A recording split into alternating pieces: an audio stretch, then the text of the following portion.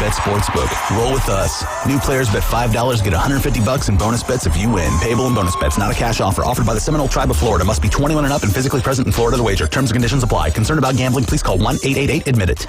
Looking for dependable civil construction in the Florida Panhandle? CBC Construction has you covered. From land clearing and drainage to roads and underground utilities, CBC delivers high-quality work on time and on budget.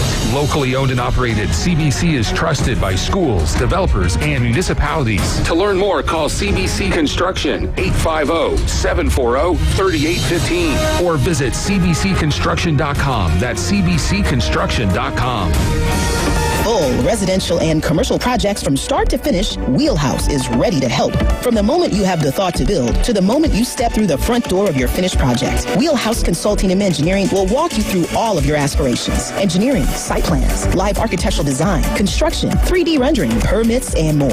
Wheelhouse Consulting and Engineering, 850-896-6597. That's 850-896-6597. And online at wheelhousedba.com. That boot store reminds you football weather means colder weather can't be far off. Now's a great time to shop for those winter work coats, shirts, and shoes. Janice and Irene, along with the staff, welcome you to stop by and shop for the whole family at that boot store. Remember Joe's motto, always put Jesus first in your life. Open 9 a.m. to 5 p.m. Tuesday through Thursday, 9 a.m. to 5:30 on Friday and Saturday. That boot store, next to Billboard Kia on 15th Street, Panama City. Is your restaurant looking a little tired from the long off season? Is your office a little offish? Start the new year off right by giving them a fresh start. Fresh Start Cleaning is now accepting new clients. Ask about their complimentary hood cleaning services. Fresh Start Cleaning. Get clean again with Fresh Start. Call 850-771-6917, 771-6917, and ask about their complimentary hood cleaning services. PCB Hobby, the beach's premier hobby store for sports cards, comics, coins, and trading card games. PCB Hobby carries the largest selection of boxes and packs from the latest releases of brands like Topps, Panini, Leaf, and more. Looking for a specific player or team? PCB Hobby has a wide assortment of raw and graded cards. They carry parallel rookie, game used, and autographed cards in both modern and vintage. Have a collection you want to sell? We buy, sell, and trade. PCB Hobby on Back Beach Road, just east of Florida Linen. Call 850-320-8388. WGSX Lynn Haven, WVLQ Port St. Joe. Powered by Panama City Toyota, ESPN Northwest Florida. And now, the Gulf Coast's newest sports talk host. Hey, there's the new guy. Paul Wilson. That is not winning football. Paul is your pipeline to the heart of the action. The defense can only play this good for so long. Hot takes, big reactions, and your calls are incoming. This week, it's really going to be crucial. The Sports Blitz. They're playing championship football. The new Sports Blitz. You can say what you want. On 104.3 ESPN Northwest Florida.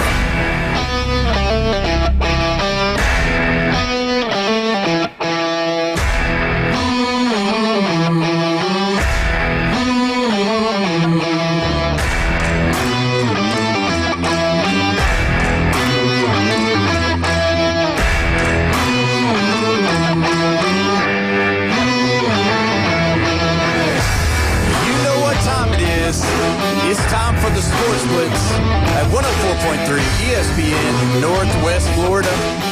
We're so glad that you've decided to join us today. It's a fun-filled fact day. Don't forget you can call in, you can text in on the Red 7T's phone line, 850-215-6290. We're pumped up in here, ready to go. As always, on a Thursday, I got my man from the Lone Star Boil House, Stone Cold Brian Austin, in the building. How you doing, Brian? I'm doing good, man. Man. I'll tell you what, it is.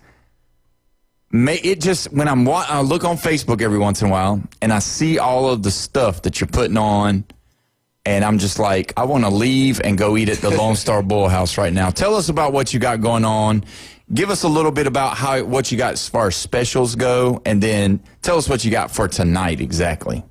Tonight we got crawfish. back on the menu. And then we got a lobster scallop ceviche that we're serving up tonight. That's pretty much it for the specials. But, I mean, snow crab, king crab, all that stuff boiling up every single night. So you had on Tuesday, though, you had lobster tacos. We did. And you sold out of those, didn't you? Sold out fast. I was wanting those, like, for today, for tomorrow, for next Thursday, next Friday, next Saturday, because I don't know.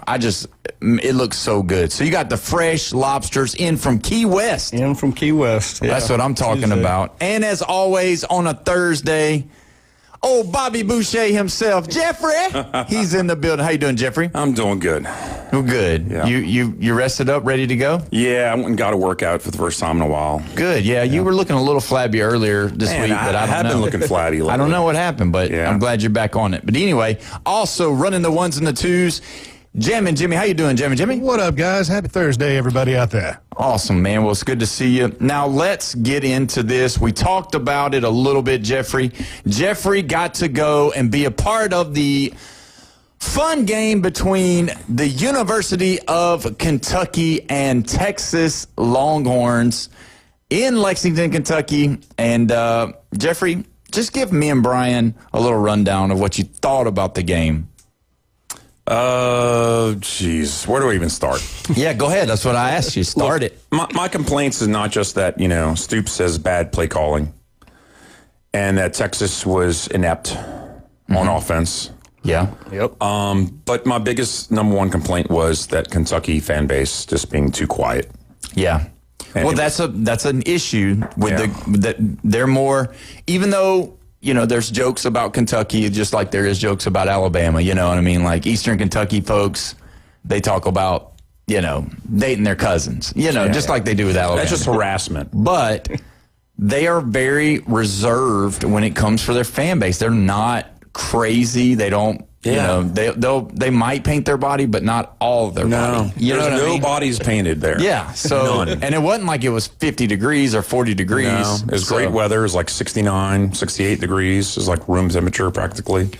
And I don't know, man. They're just so quiet. And the band tries so hard to get them hyped up. And then they play the music and all that, try and get everybody hyped up. And they do another thing with the camera. Yeah.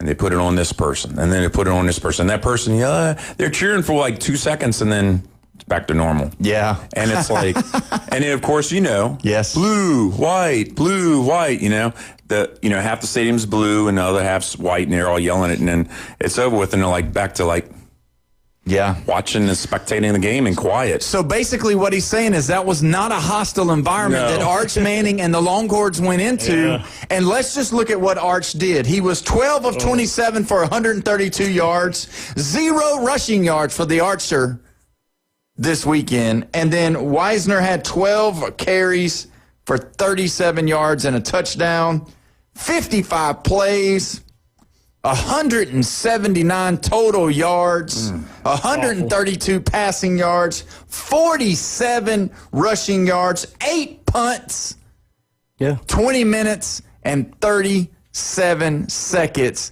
time of possession. Yeah. I mean, I eat lunch longer than they had the ball. That's what's crazy, but they still won. They got the W. I don't know how, but they got it. Well, Kentucky didn't want it. No.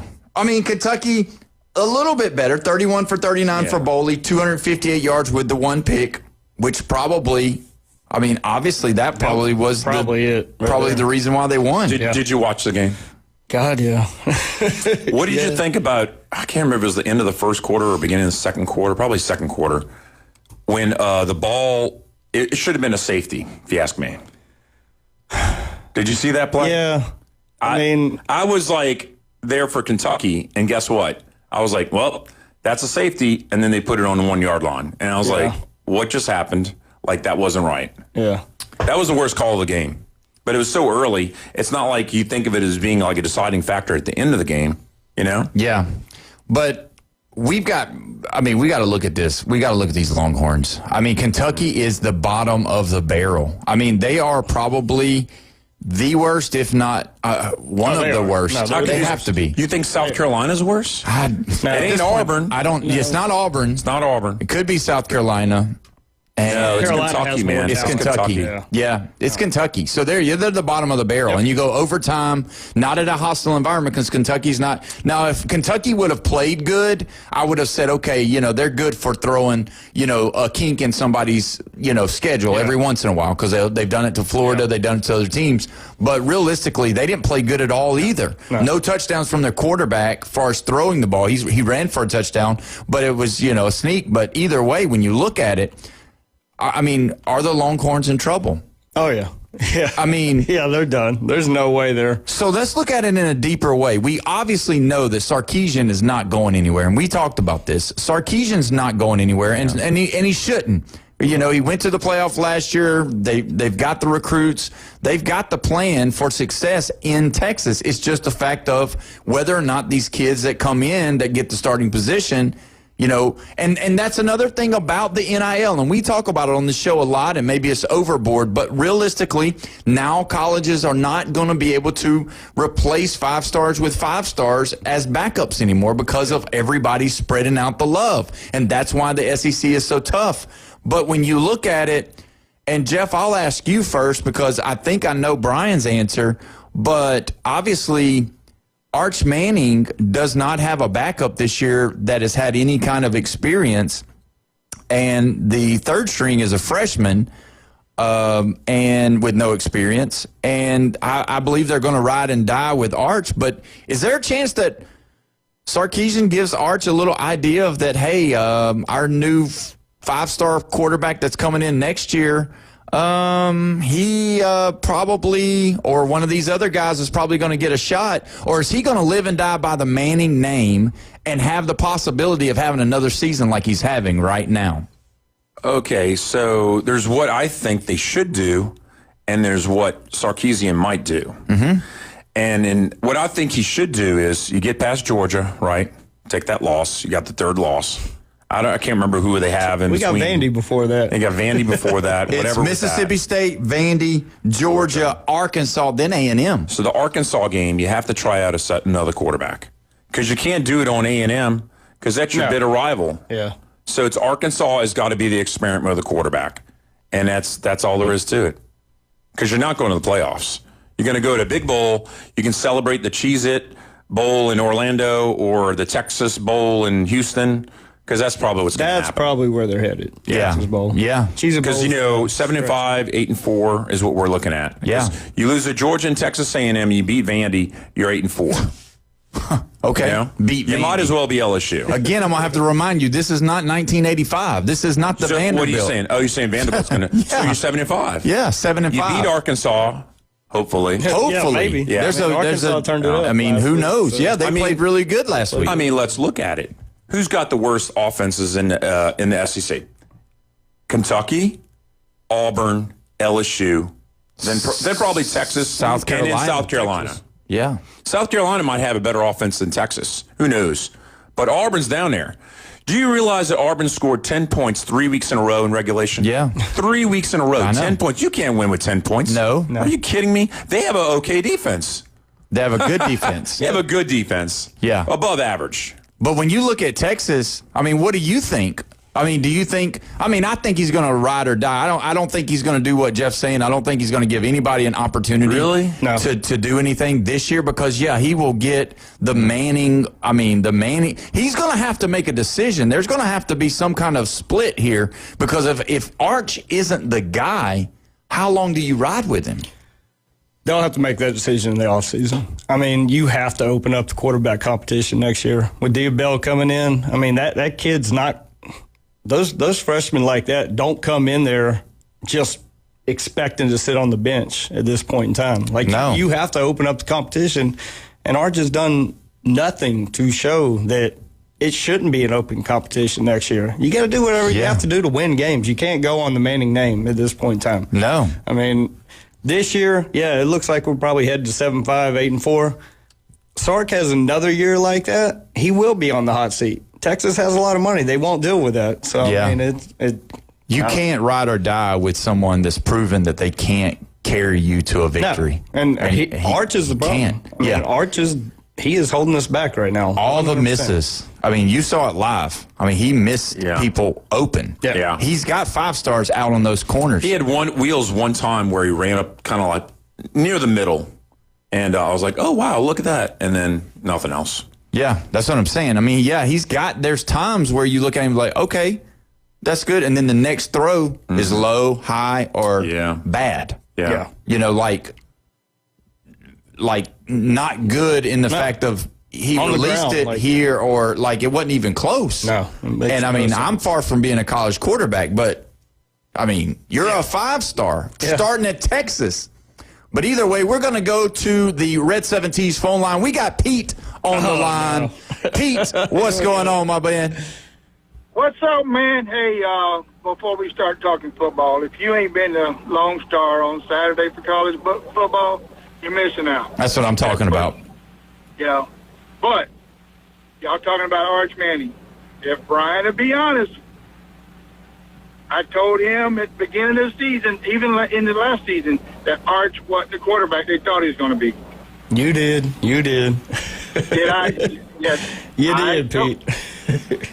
The thing is, Pete, though, when you look at it, everybody had to go off of the Manning name. Everybody had to go. They've got a stinking Manning Academy. So you knew that he was going to have the ability to throw because they teach all the other quarterbacks to throw. They teach everybody how to throw. They have all the top quarterbacks coming in. He's got Peyton. He's got Eli. He's got all of the Cutcliffe people. He's got everybody. He's got Steve Sarkisian. I mean, he's got every single tool in the toolbox to be a quarterback. He's got the size. He's got the weight. Footwork. He's got the footwork. He's got the speed. He's got, you would think, the intelligence. But, Pete, when he gets on the field, it's not the same. If his last name wasn't Manning, he wouldn't be playing college football right now. He's not for Texas. Look, I will say one thing, though. Last year, that's part of the reason that the hype was on. He did start 2 games last year. Yeah. Starting against Mississippi. He looked phenomenal. Yeah. Phenomenal. And I understand it was Mississippi State and what was it, maybe UL Monroe or whatever. Mm-hmm. He looked great. Awesome. I mean, both of those games. So we did have something to see to, all right, maybe this is real. He just, I don't know, man. But like I told Brian last year in the playoffs, there's having trouble with Ewing. I said if he's that good, if Manning is that good, you're playing for. You want to go to the national championship. No. Why is he not playing? That same thing Spurrier said. Yeah, and there's an age thing also. I mean, you have to think about it. Barry Sanders is behind Thurman Thomas. And Thurman Thomas is pretty dang good. But Barry Sanders is Barry Sanders. And you have to do your time because you're younger, you know? Yeah, and when you think about this too, Pete, when you look at Sarkisian's not an idiot. He's very smart. This ain't his first rodeo. He's had the top quarterbacks across the country. He's been in the pros. He knows the systems. He knows defenses. He knows offenses. He has a vanilla offense right now because he does not trust Arch Manning with the ball in his hand. And they can't run the ball. So it bids me in mind to say that he doesn't trust Arch at all. No. So it would not surprise me if next year Arch either transfers or there's an open conversation going on about that. What do you think about that, Pete? Oh, they're gonna have to do something. They can't go off for what he's done this year and hopefully he's gonna do better next year. They're gonna have to do something either, or they're gonna be in the same boat they are this year. Pete, we'll send him to Florida. No, we don't want him in Florida. No. Yeah. Hey, at least I can say we did beat Texas. Yeah. All right. Here's the thing, though. Ole Miss is the other logical place because Georgia don't want him no more. They've already seen what he does. So Ole Miss, if Lane leaves and takes Austin Simmons with him, we don't know if Trinidad Chambliss can go pro or whatever. There's so many other deciding factors that can decide whether Arch even has a place to go to. But yeah, I don't know if I don't know if Lane's going to leave Ole Miss. I really don't. Yeah. Yeah, we'll see. That to be determined. But, Pete, thank you for the call. We appreciate it. And, maybe you never know. Arch could be wearing that orange and blue come next year, and Brian would love that. No, we don't want him in Florida. No. Thank you for the call, Pete. I will say this. There has not a Manning ever beat Florida Gators. Oh, man. All right, go away, Pete. Well, we'll end it with that one, Pete. Thank you so much. He's the one who came up to me at Lone Star Boyle House, and he threatened. He said, I'm gonna call up with Brian's in there, and I'm gonna talk about my Gators and all that. And I was like, okay. And then he didn't call.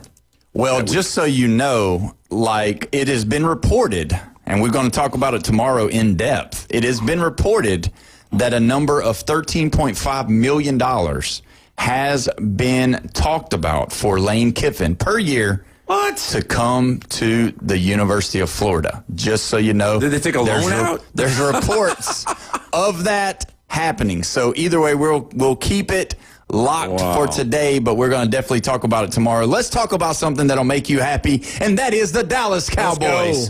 How do you feel about the Cowboys now that they've gotten CeeDee Lamb back healthy? George Pickens has turned out to be an excellent add to that offense, and Dak is playing some of his best football going forward so far. Yeah, and Ferguson. I mean, he's balling out at tight end right now. Javonte Williams at running back, never saw that coming. Like, I was mad that we did not go out and get a big-time running back in the offseason, but he's turned out to be phenomenal.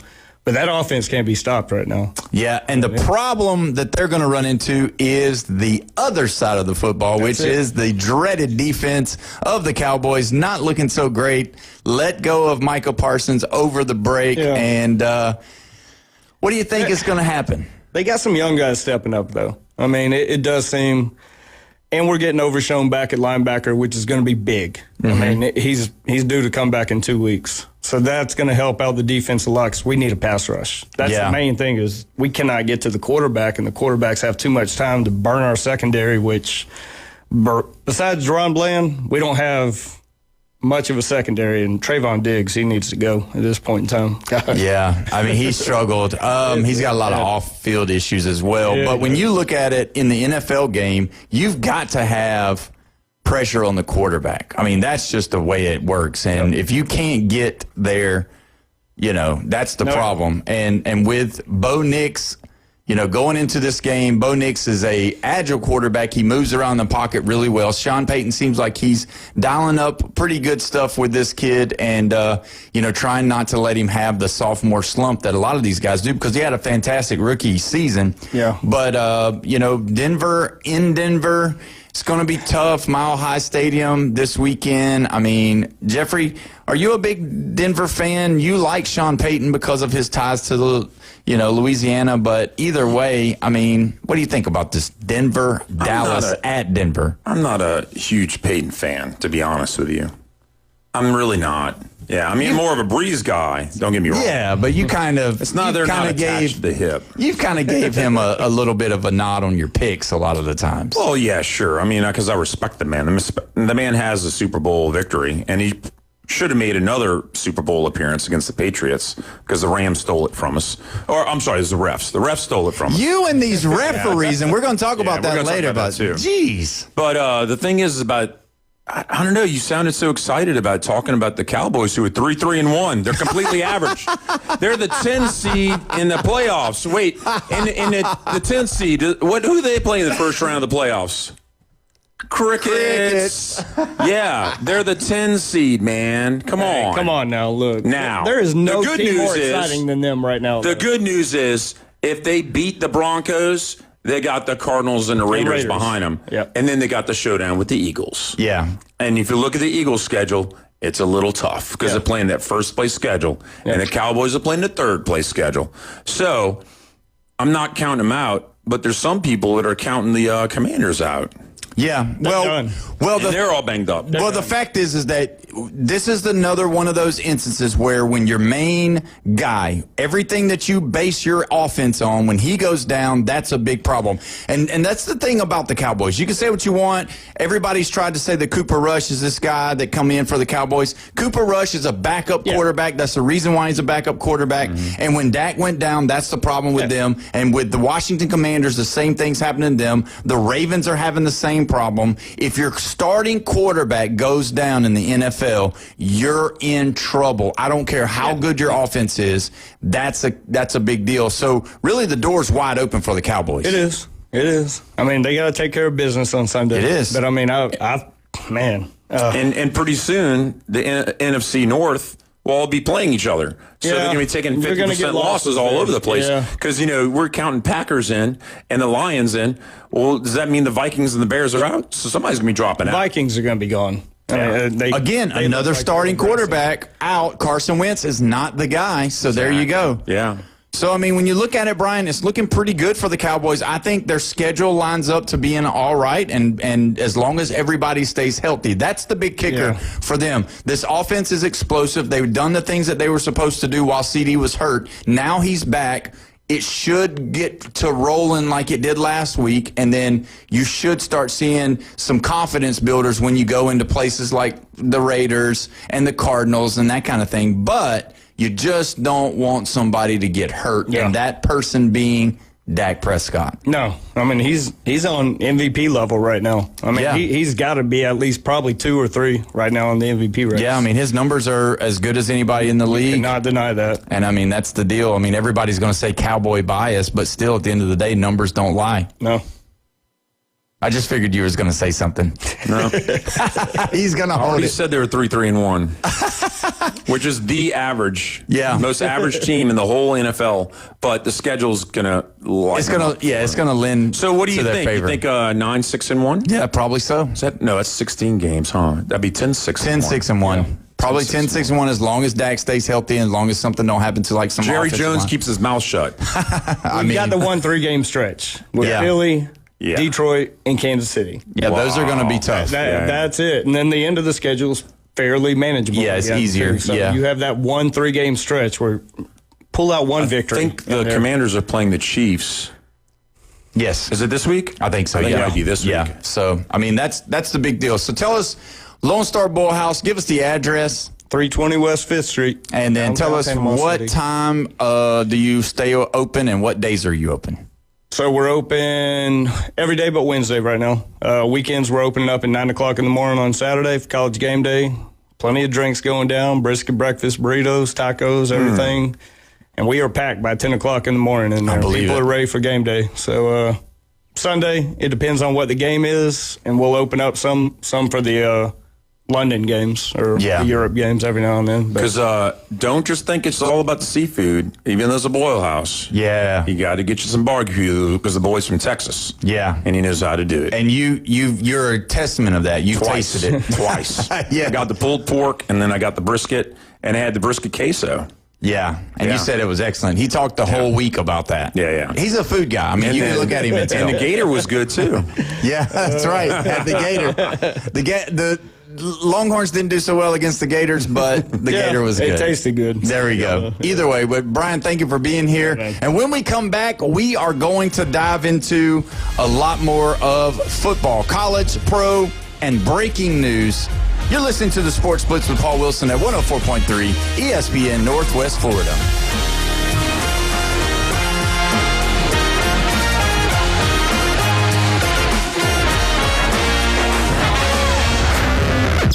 The Red 70s studio line is now open. 850-215-6290.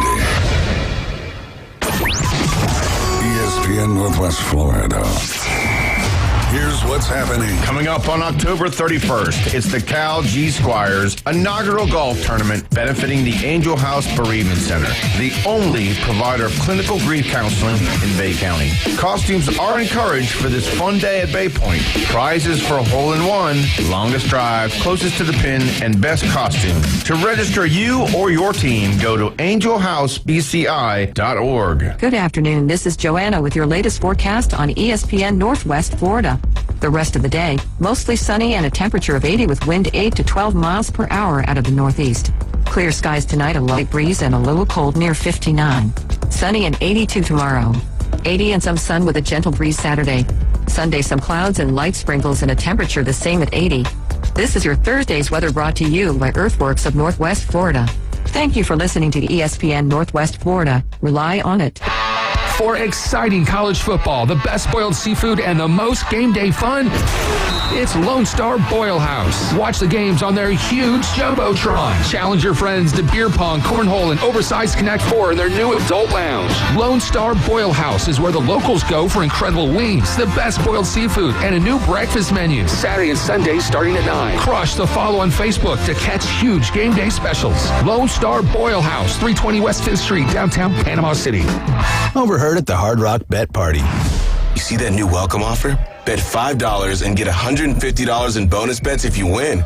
I think we got to jump on this. What's John Daly think? I think you got to grip it and rip it. Grip it?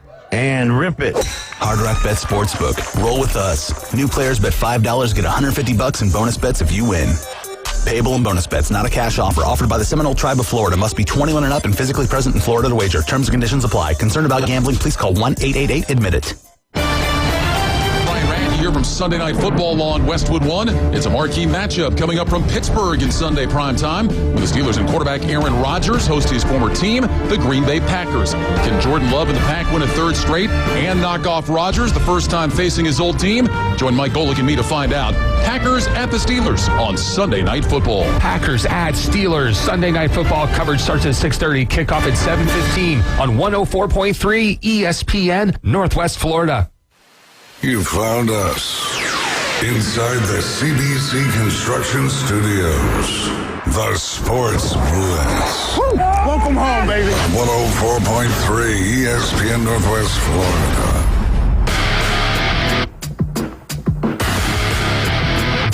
Welcome back. You're listening to the Sports Blitz with Paul Wilson here at 104.3 ESPN Northwest Florida. Don't forget, you can call in, you can text in on the Red 7T's phone line, 850-215-6290. Also, don't forget the games of the week on Saturday. Auburn at Arkansas, kickoffs at 11:45.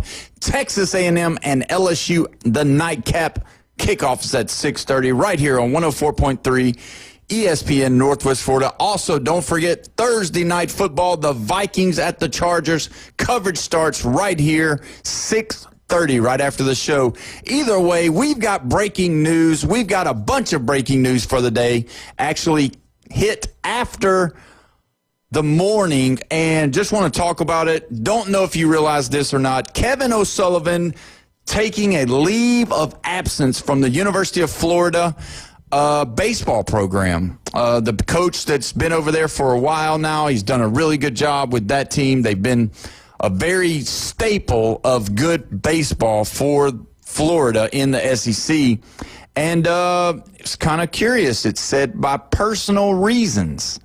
So not really sure. I think, was he suspended for 1 or 2 games at the beginning of the season this season? Because what happened in Coastal Carolina. Yeah, he was a part of it. Yeah, with the groundskeeper. Oh, he was a very big part of it. Yeah. He was in the middle of it. He was the man that did that. But the problem is that the story was only half told, and he took a bad rap for that. No, I believe after everything came out, you were like, oh, okay. Oh, that's what happened. That's what happened. It wasn't like, and that's how stories go at times. Oh, yeah. They show you one side of it or clickbait or something like that to get you to And click everybody's on. teaming up against you, because I can't remember what the other school was, because they were going to go play one team, but then Coastal Carolina was the host team, and so the coach from Coastal Carolina was supporting his groundskeeper. Right. So you had 2 schools against Florida, and so they overwhelmed with all the media and everything and making O'Sullivan look like like a jerk. Like a jerk. Yeah. He was a jerk. And guess what? No, he was looking out for his team getting any kind of practice at all before his game. Right. And he didn't realize there was a 1 hour delay. Well, and if you look at it, how they get ready for games now is totally crazy. They've got a real stretched regimen of how they get out there and they do this and this and this and this. And if you think about it, I don't know if you know this or not. You probably do. Baseball is so superstitious. That was exactly what I was thinking. I mean, people in baseball are so superstitious. They're crazy. Yeah, Their they won't. Socks. Yes. Everything. How they tuck things in and everything. And my collar doesn't feel right. Right. Did I lose some color in my shirt? They're nuts like that. Yeah. Their hat has to be a certain way. I mean, it's unreal. Well, if you remember, this whole pitch clock thing has taken away a lot of that, because you remember a lot of those guys, they do the same thing right before they go up to bat. Remember Nomar Garcia Parra used to come up and he would unravel his batting gloves. So did you have anything like that when you played?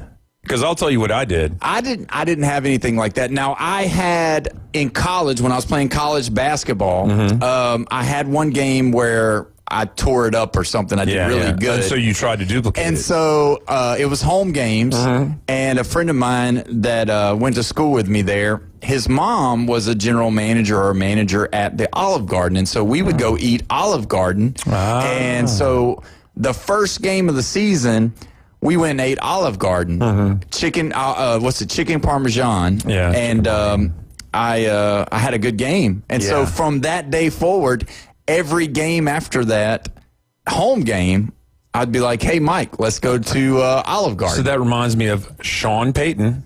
Yeah. What happened was Raising Cane's Chicken Fingers was the chicken finger of the New Orleans Saints. Or not just a chicken finger, it was the chicken of the New Orleans Saints. And word got out that they had been eating Popeyes before football games on Sunday. The Saints were. The players. The players and the coaching and everybody, they're all eating Popeyes.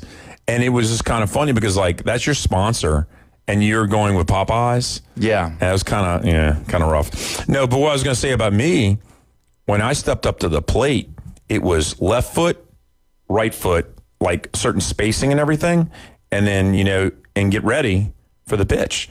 And it was all of like a timing, like a method, like a rhythm, Yeah. And that's how it is when you're playing baseball. You never cease to amaze me. It's No. the things that you say. I'm not even OCD, but that seems a little OCD when I was a little kid, I don't know, man. 11, 12 years old. I don't know. I just think you're undiagnosed. But Need meds. But either way, like a lot of the baseball guys as well, they won't step on the line. They won't step when they're walking to and from the pitchers. They will not step on the chalk. On the lines. They'll step over. Step on a crack, break your mama's back. Just spit on the broom thing. I mean, there's a lot of these superstition things that people do. And maybe we should put that on there. Maybe if you have a superstition, why don't you write that in on the Facebook? Maybe you text it in on the Red 17's phone line, or you can even call in and tell us a superstition you did while you were playing sports. But even now, when I go and umpire little kids baseball, there's so many things that they do. They take the bat and they draw a cross and then they sign the ground with something. So, of course, pitchers with the seams, basketball with the lines. Yeah. People line up their hands with the lines and all that, especially during free throws. Yeah. Yeah. Well, and if you remember, they do a superstition thing at the free throw line. Everybody does one, I think. Kevin Durant, I mean, all of these guys, they have their little thing that they do. And it's just a repetition thing, but it's also a superstition. Yeah. And there's a rhythm to it. I mean, like even bowlers and everybody, they all got their own little rhythm. Golf players and all. And you know what? Fans have it too. Because I've been at a place to where I've been watching a football game, a team that is crimson and white, and I would be sitting there and we would have a bad start of the game, and I would move a pillow. And then they would change. Oh, my God. And then whenever they changed, I never moved after that. So if I had to use the restroom, I would just hold it because I thought me doing what I was doing was causing my team to win. So my buddy in Hawaii, he's like, I can't watch because that's when we end up scoring. So he needs to walk in the other room for LSU to score. Yeah. But I was telling you about Kentucky. I went to the bathroom, and that's the only touchdown Texas scored. And everybody around me told me, oh, you can't go to the bathroom again. And I was like, they're for real. How did real. Okay, so what did you do? Did you just stand up and say, "Hey guys, I'm going to the bathroom. I'll be right back"? Well, how'd they know? No, what happened was I said I'm going to the bathroom, and then wait, time out.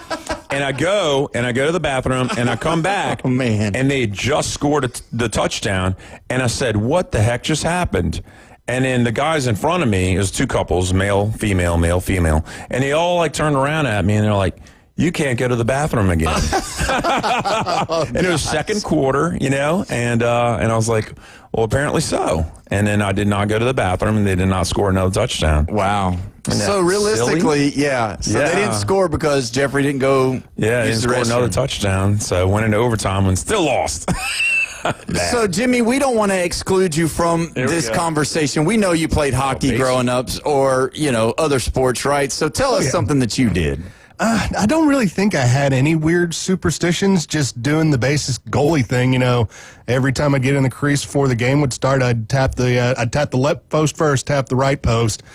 And it's a superstition thing, but it also lets me know I'm centered. Because it lets me know exactly where I am standing into the crease. Because if I'm touching it, and if I miss it, then I know I'm not centered, so I needed to adjust. So is it really a superstition thing? Maybe, because I always did it, and you do it throughout the game, too. So it wasn't even just to start off. But that's really the closest thing I could do. I guess the other thing I did was when I had a white helmet for a while, I did the Jerry Cheevers thing, where I'd paint the stitches on where I got hit on the head. Okay. So there you go. So a lot of sports brings out a lot of craziness in everybody because that's crazy, James, to do that. But either way. Well, you want to hear a crazy one. I've told you before, I used to play darts, and you're bound and determined to make me laugh today. Yeah. Go ahead. I would step up to the AUK and it'd be game-winning darts. Like what? Game-winning darts. No. AUK. I never heard of that. OCHE. Okay. Is the line that you stand at. And it's called an AUK. It's called an AUK. All right. Sorry, I didn't tell you about that. No, I don't know. So I step up to the AUK, and I cock my foot a certain way every single time, right? And I go up there, and there's this one team, and they are like platinum level. So this is top level and all that. Mm-hmm. And the whole team, they're over here, and I'm not ever distracted by anybody. I'm like solely, all I can see is the board. Oh, I bet. I block everybody out. You have horns. No, nothing. Their whole team would turn their back to the board so they don't see the game-winning darts going in. And they think if they were superstitious, like if we don't see it, it ain't going to happen. Wow. And then boom, I'd hit it. And I'd be like, you didn't think I was going to hit it? Come on, man. Oh, gosh. Boom. Boom, baby. Boom. Jeffrey, the dart professional in the CBC Construction Studio. So there you go. But either way, that is something crazy. If you do have something you're superstitious about, call in, text in, put it on Facebook, YouTube, whatever. We'll read it on the air. If it's crazy, we'll read it. If it's not crazy, we'll still read it. So either way. But so now, you bet on Alabama every time this season. Well, I mean, I picked them. You picked them. Yeah. What do you mean you picked them? Yeah, I've picked them every time. But, I'm going to keep picking them. But you had a rematch with Georgia. I'm sure you're still going to pick Alabama against Georgia. Probably going to still pick them, but it's so hard to beat the same team twice in the same year. But Georgia did it to Texas last year. Yep. And I think Alabama did it to Georgia the year. I think y'all split every time. Yeah, y'all split every time. Yeah. But, even the national championship. Wow, isn't that crazy? Yeah. Yeah. Y'all keep on splitting. Yep, that's true. Huh. Well, we got other breaking news to talk about. All right. Ken Williamson, 41 years of refereeing experience. Yep. Every single person that's a football fan that's ever watched 10 SEC football games, you would know his face. You would know who he is. You would know exactly who I'm talking about right now. He has been suspended indefinitely because of the way him and his crew called the Auburn game over the weekend. And this is breaking news. This is crazy. Auburn, Georgia was more than a week ago. Right. It wasn't the Auburn, Georgia game, which there was. No, it was. There was bad calls of that. Was that what it was? It was Auburn and Georgia. There was 11 complaints for the Auburn, Georgia game. 11 different complaints. And 9 of them were validated by the SEC. But I It's thought either 8 or 9. I thought that was the week before. I thought the Oklahoma game. I thought the Auburn. I don't think Auburn did. Auburn and Georgia played this past weekend. No, the weekend was Missouri. before. Okay. Yeah. The weekend before was the Auburn, Georgia, and that's the one that has 11 complaints, and either 8 or 9 of them were validated by the SEC. Yeah. Well, this one had the fumble that they said was a fumble, but that he crossed the plane of the goal line. Yeah. And it's tricky with the cameras because they're not always lined up, and you got to look at the blades of grass practically for the knee to go down and everything. It's such a small margin. But I mean, I was just reading that. But when you look at it, how they called the game, and you go back and you look, and you've got all the camera angles now, man, it's really hard. Oh, yeah. Those guys are going – because I was going to tell you, me being a referee at times, I've refereed little kids. I don't do the older ones. When I say older ones, I mean high school and college and things like that. But you're going to miss some calls. If you tell me – it's just like in football. There's a penalty every single play. If you tell me that 22 people didn't do anything wrong in a game – every single play, I'd say you bumped your head. If it doesn't affect the play on little kids, we let it go. Oh, yeah. Or at least try to let it go, unless it's egregious, unless it's something that's just outright, bad. Yeah. But I can't imagine being under the microscope that much because, I mean, those guys do make a nice living. And they get paid well to do what they're doing. And I know that it's not a full-time, full year thing. But this guy's been doing it for 41 years. And, I mean, he's been a staple on every year. He's called some of the biggest games in the SEC. I'm sure he's called a national championship game. I would have to look his stats up and all that. But, man, now do you like that? Do you like them being able to go back, look at something, and be like, you're out? It makes me wonder what happened behind the scenes before this in previous years. Did they go over and say, this is where we got it wrong, we got to do better? Yeah. Because, I mean, we get performance evaluations at different jobs, correct? Yeah. Maybe they should be getting that. I'm thinking they probably do. I'm sure they get evaluations, but he wasn't suspended. Yeah.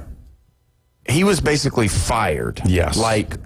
Indefinitely. Yeah. And everybody knows him. Yeah. And obviously he's done it for 41 years, not in the pro level, but he's done it for a while. But you just wonder, is that justified, do you think?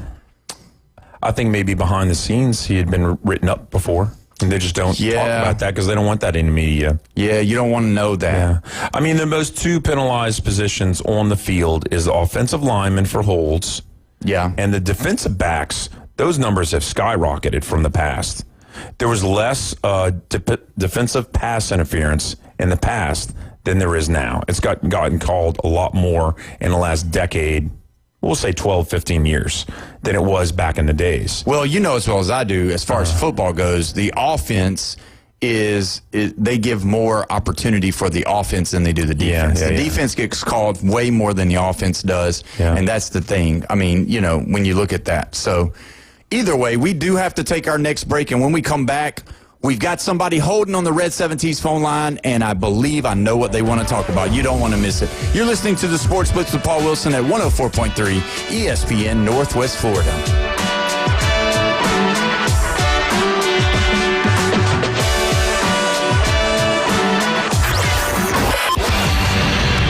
Call or text in now on the Red 17's studio line. 850-215-6290.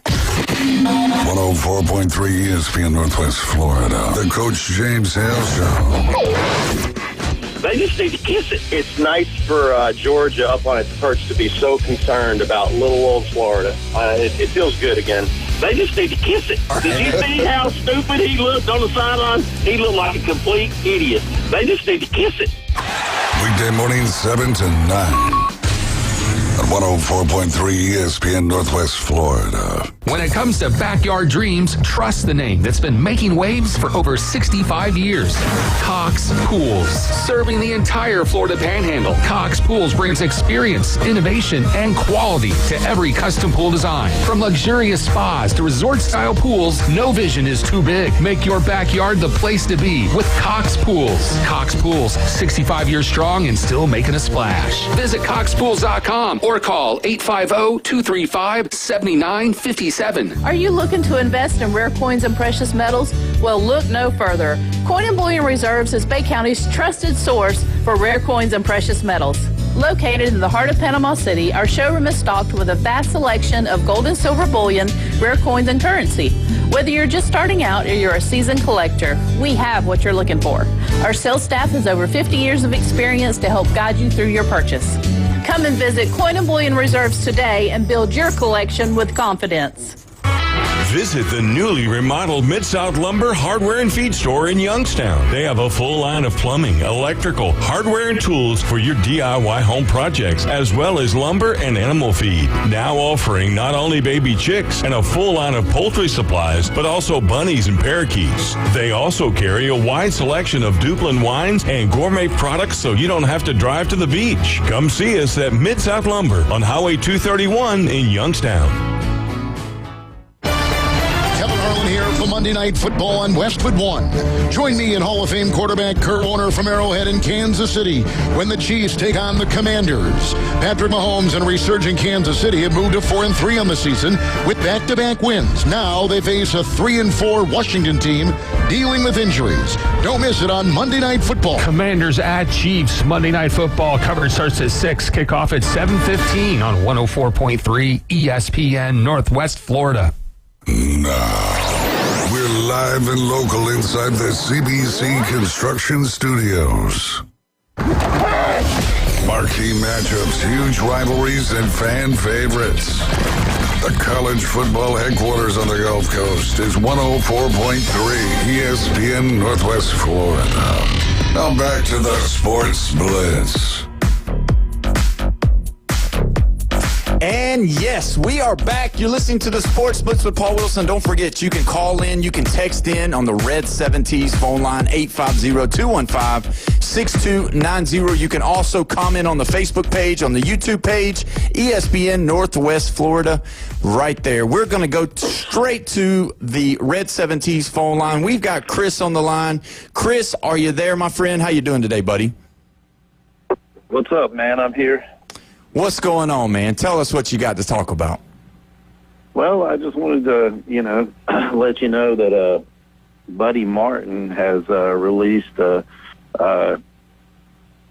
information showing where, and he's been a long-time Gator, and it was also signed off by a long-time Gator, and it's, linked to multiple UF, websites and things like that. But basically, it said that we have offered Kiffin $13.7 million and at a 6-year deal. So I guess the ball is now in, Kiffin's court because, he's going to have Ole Miss making their offer and we've got an offer. So from what I've seen, both teams are offering about the same right now. But do you think that this is something that should happen right now, or do you think Florida should do the backdoor stuff, talk to Kiffin on the side, tell him that, hey, we don't want to cause any trouble during your run right now, see what happens, see if they make it, see if they don't? Or do you like the fact that they're saying, hey, we're coming after you, we're going to come after you aggressively, we don't care who knows, all of our people know we want you, we know we want you, and we're going to let everybody in the media know that we want you? Yeah, I like the latter approach, to where it's a put up or shut up with him, because, we still got probably 6 weeks for this to, play out for, before we get any kind of solid answers. But, it's going to be interesting to see if, Oklahoma can, take them out this weekend at home, and if that happens, you'll probably get some frustrations and some clues from Kiffin, Yeah, the fact is, too, that when you look at this whole thing, and tomorrow we're going to really dive into it, but I do want to say, when you look at this whole picture, it depends on one thing and one thing only, and that is if whether or not Lane Kiffin will be able to bring Ole Miss a championship or not. That's the big picture, because like we've talked about on this show several times, Ole Miss is happy if you can go 10-2 every year. Ole Miss is happy if you can go 9-3 and beat Alabama every once in a while if you play them, Georgia every once in a while when you play them, LSU or whoever, any of the top schools. They just want to be ranked in the top 25 at the end of the season. Top 15 is great. Top 10 is wonderful. You see what I'm saying? So with that program, that's all they're looking for. And I think Lane Kiffin is not that type of coach. I think he wants top 10 or die. And I completely agree with you. So I was just going to keep it short and report that and come in tomorrow. Awesome. We appreciate it, buddy. Thank you for the call, Chris.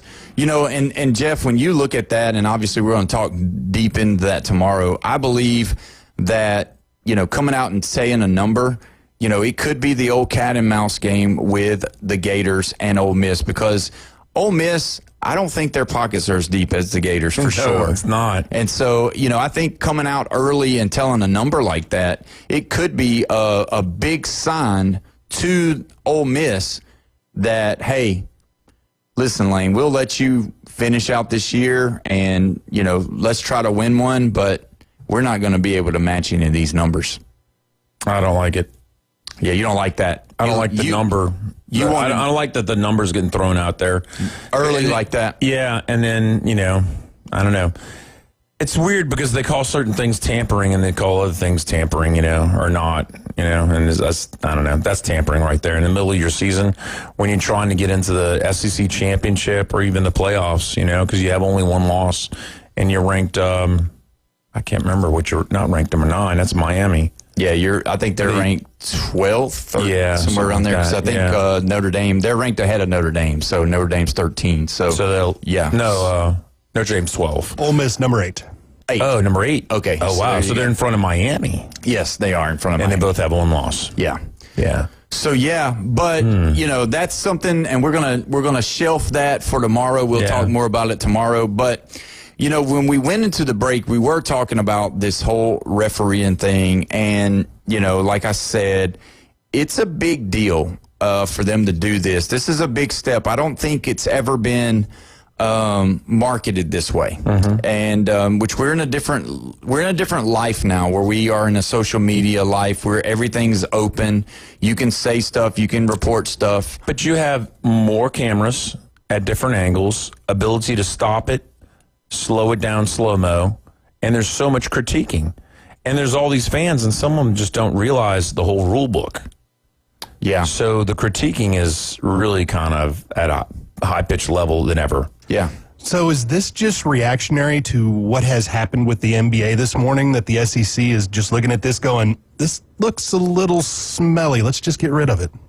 No, it's more of the fact that I believe that the last 3 ball games, the Auburn University has been this central figure team that has had some of the most egregious calls that have been talked about by not only them but the people calling the game. I mean, I was driving home last Saturday, and I was listening to 104.3 ESPN, and they had the Auburn game on, and I thought that the announcer for Auburn was him and Jason Campbell, I thought they were both going to, like, just go into full scream-out mode because they were so upset by the calls by these referees. And I think enough's enough. I mean, if you saw the video, they were running off the field, and Hugh Freeze and the athletic director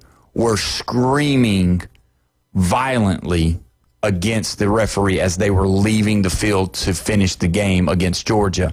And it was very bad. The Oklahoma game earlier in the season was horrendous. That was awful. Yeah, awful. And so Auburn has been the team that's just caught it all. And I think Auburn has filed all their paperwork. I think they've done everything that you're supposed to do, that they tell you to do. And I think that this is something that they kind of pushed the hand of the SEC and said, you know what? You told us to fill out these complaints. You told us to do this. So I believe Auburn dotted every I, crossed every T, and the SEC had no other option but to get rid of the head, the white hat, the head guy. And I haven't heard of any of the other referees or umpires being suspended or leave of absence or anything like that. But I know that the white hat has been suspended indefinitely. And so, you know, I don't think it has anything to do with any other sport or anything else, but I think it has to do with the actual in-game performance.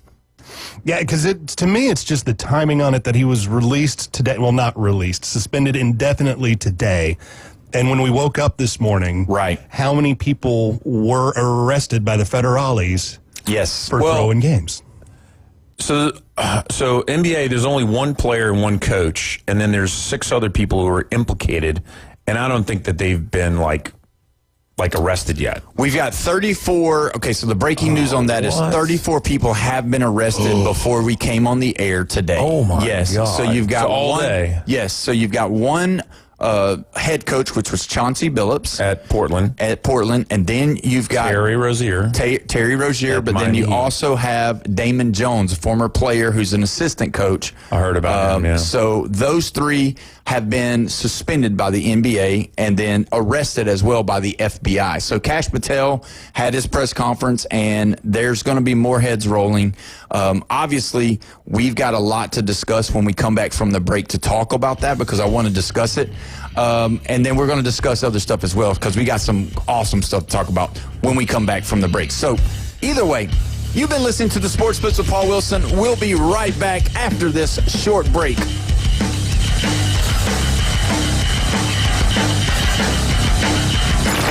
Reach out and smack someone.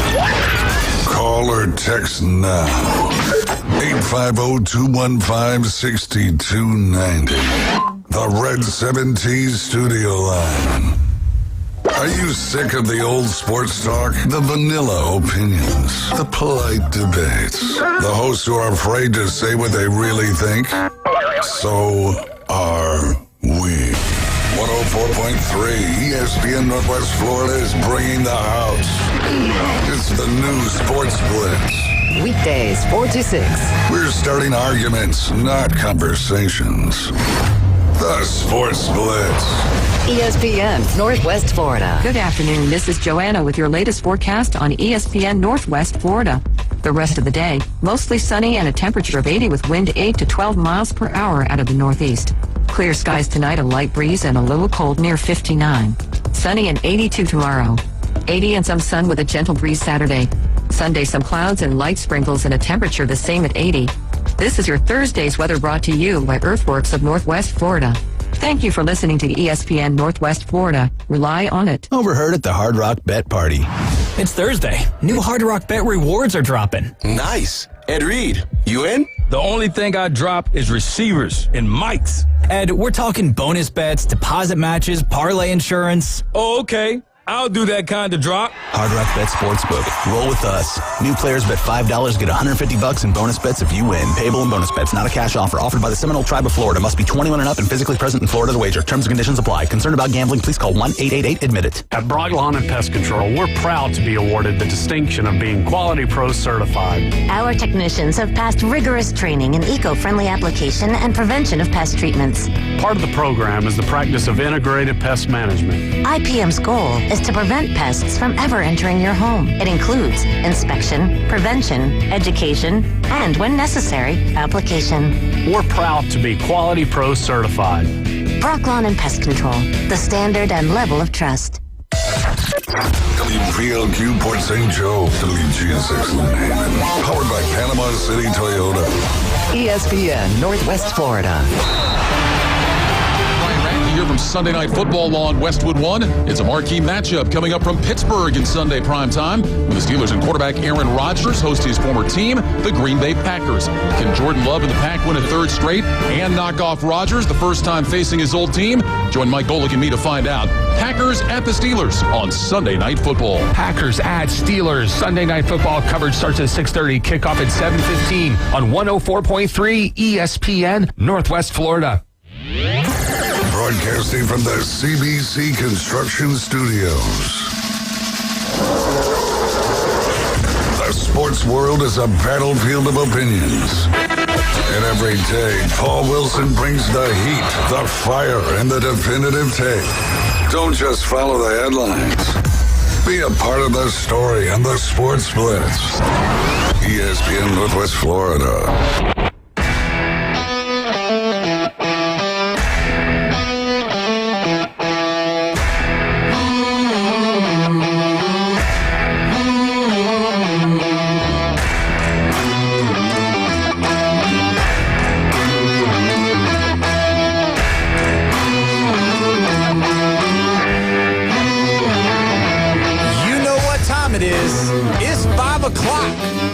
On a Thursday, you're listening to the Sports Blitz with Paul Wilson at 104.3 ESPN Radio right here in beautiful Panama City. Don't forget, you can call in, you can text in on the Red 7T's phone line, 850-215-6290. We're pumped up, we're charged up, ready to go. And you know what? I'm excited. You know why I'm excited?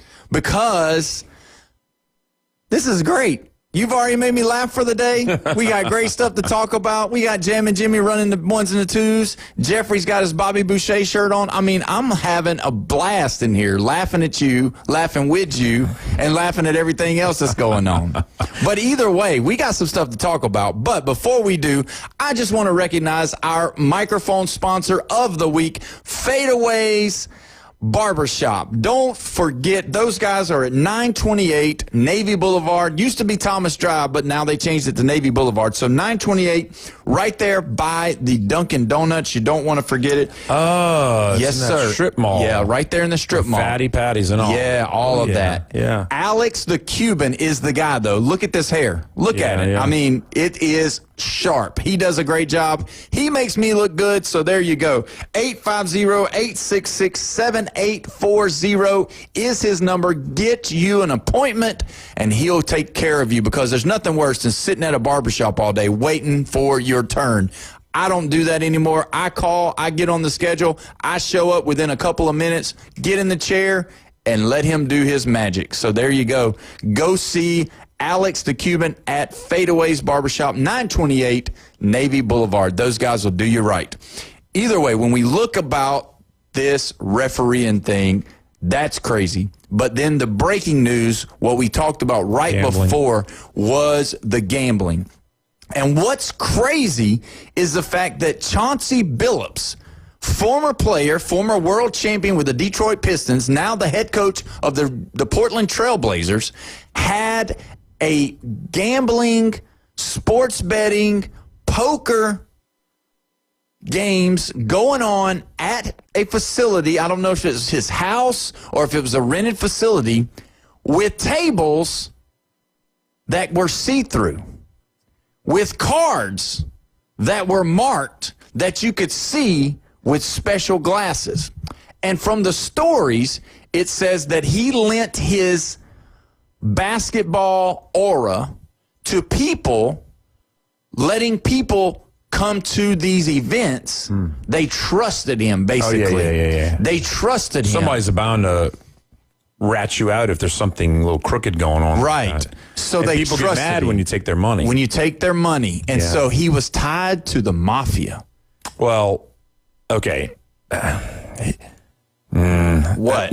I'm sorry, did I touch a nerve? Were you tied to the mafia? This is a public service announcement. We are not liable for anything that's said by Jeffrey said. ever. These are opinions and not facts, and and I don't want to get sued for something that may or may not be true, because the thing is that you say it's linked to mafia.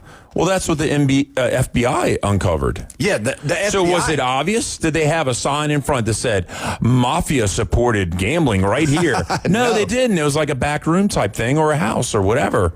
So did he know whether they were mafia? Were they talking like, and I'm not saying anything about Chinese or Italian mafia or Polish or whoever mafia, because, it could be any type of mafia. They don't come out talking like Goodfellas, you know what I mean? So does he know when he's going into the gambling that it's mafia related? No, he might not know. There's a good chance he didn't know. But the fact is they probably had it funded by the mafia. The mafia probably wasn't even there. They probably just fronted him the people to run the tables and had the tables there, and then they had no idea. And Chauncey Billups, he's a world champion. He's an NBA coach. He definitely wouldn't be doing anything wrong. He crosses his T's and dots his I's. There's no problem there. But he's squeaky clean. He's a good guy. And that's exactly what happened. So he would have all of these people come, and they said lost money was about $7 million.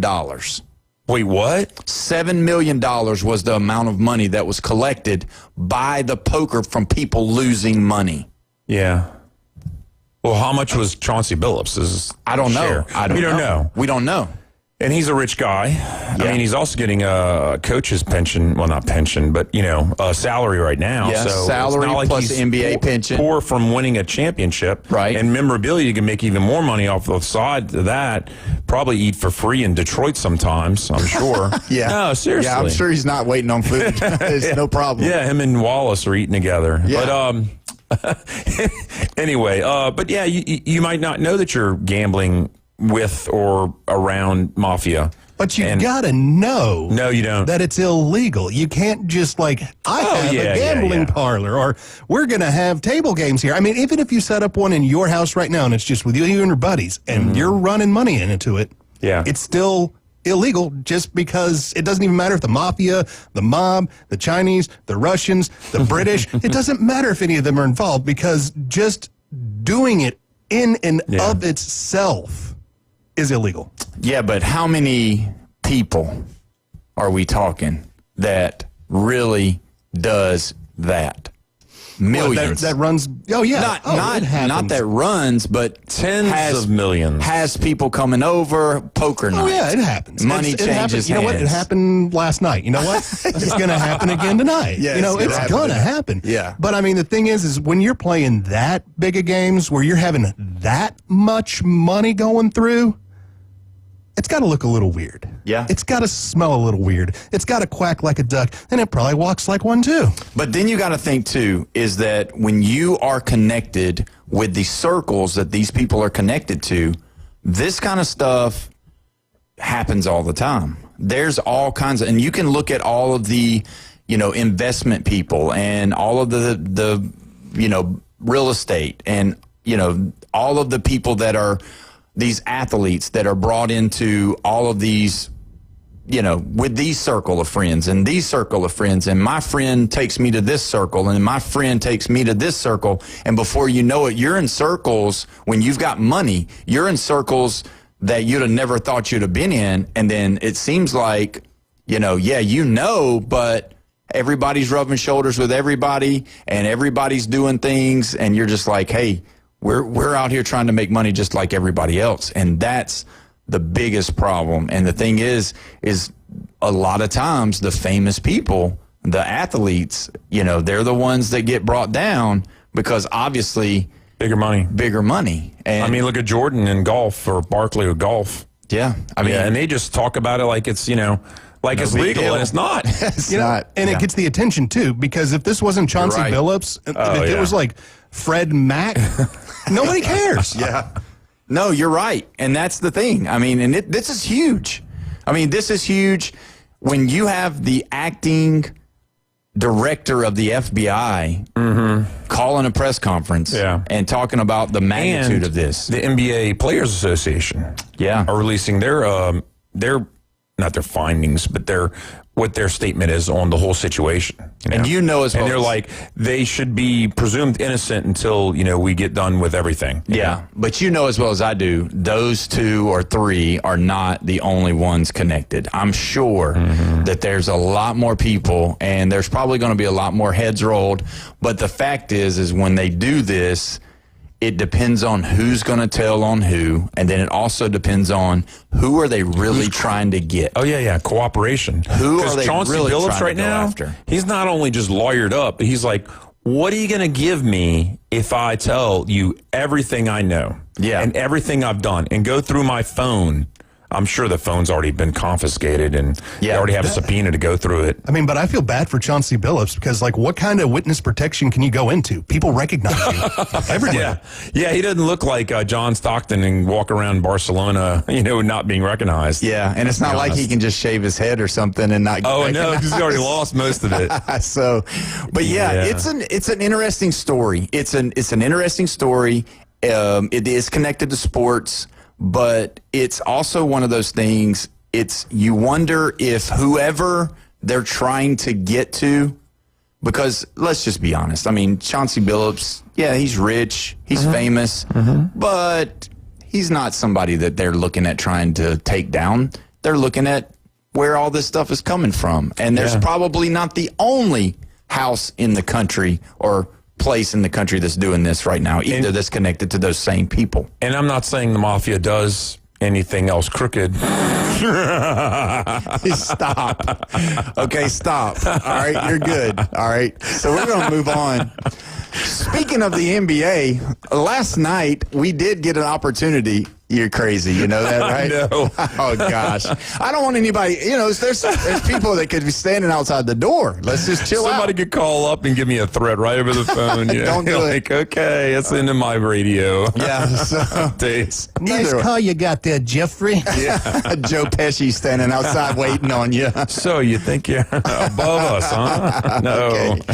So either way, last night got to see something that was pretty awesome. I mean, guys, I don't know if you realize this, and we haven't really talked about it because it's football season, but got to touch base on this basketball season just a little bit.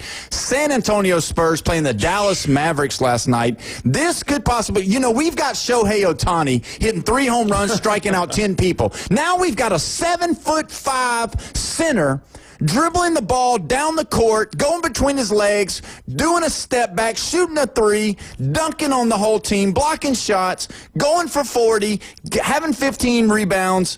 And this guy is amazing. He is amazing. I don't know if I've ever seen somebody this tall be that athletic. Everybody talked about Dirk. Oh, he was probably 7 foot. Everybody in our generation talked about Larry Bird. He was probably 6'10", 6'11" himself, doing what he was doing, shooting threes, handling the ball, making fancy passes. Magic Johnson coming down the court. He was the big man, point guard. And then now you've got a 7'5" Wembley from France coming through doing head fakes, fadeaways, dunks, backward dunks, no look dunks. Crazy. And talking about how he wants to get better. How? He's going to get better when he gets into his man muscle. Because if you look at him right now, he's still only 20? Yeah. He's still not he's not going to get much taller. But once he gets a little bit wider, he is going to be way scary.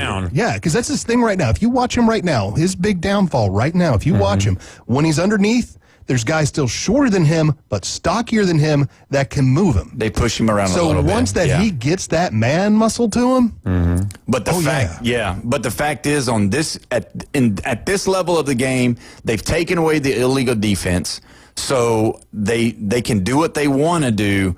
But he's so good around the basket and extended that nobody that's even close to his size can guard him.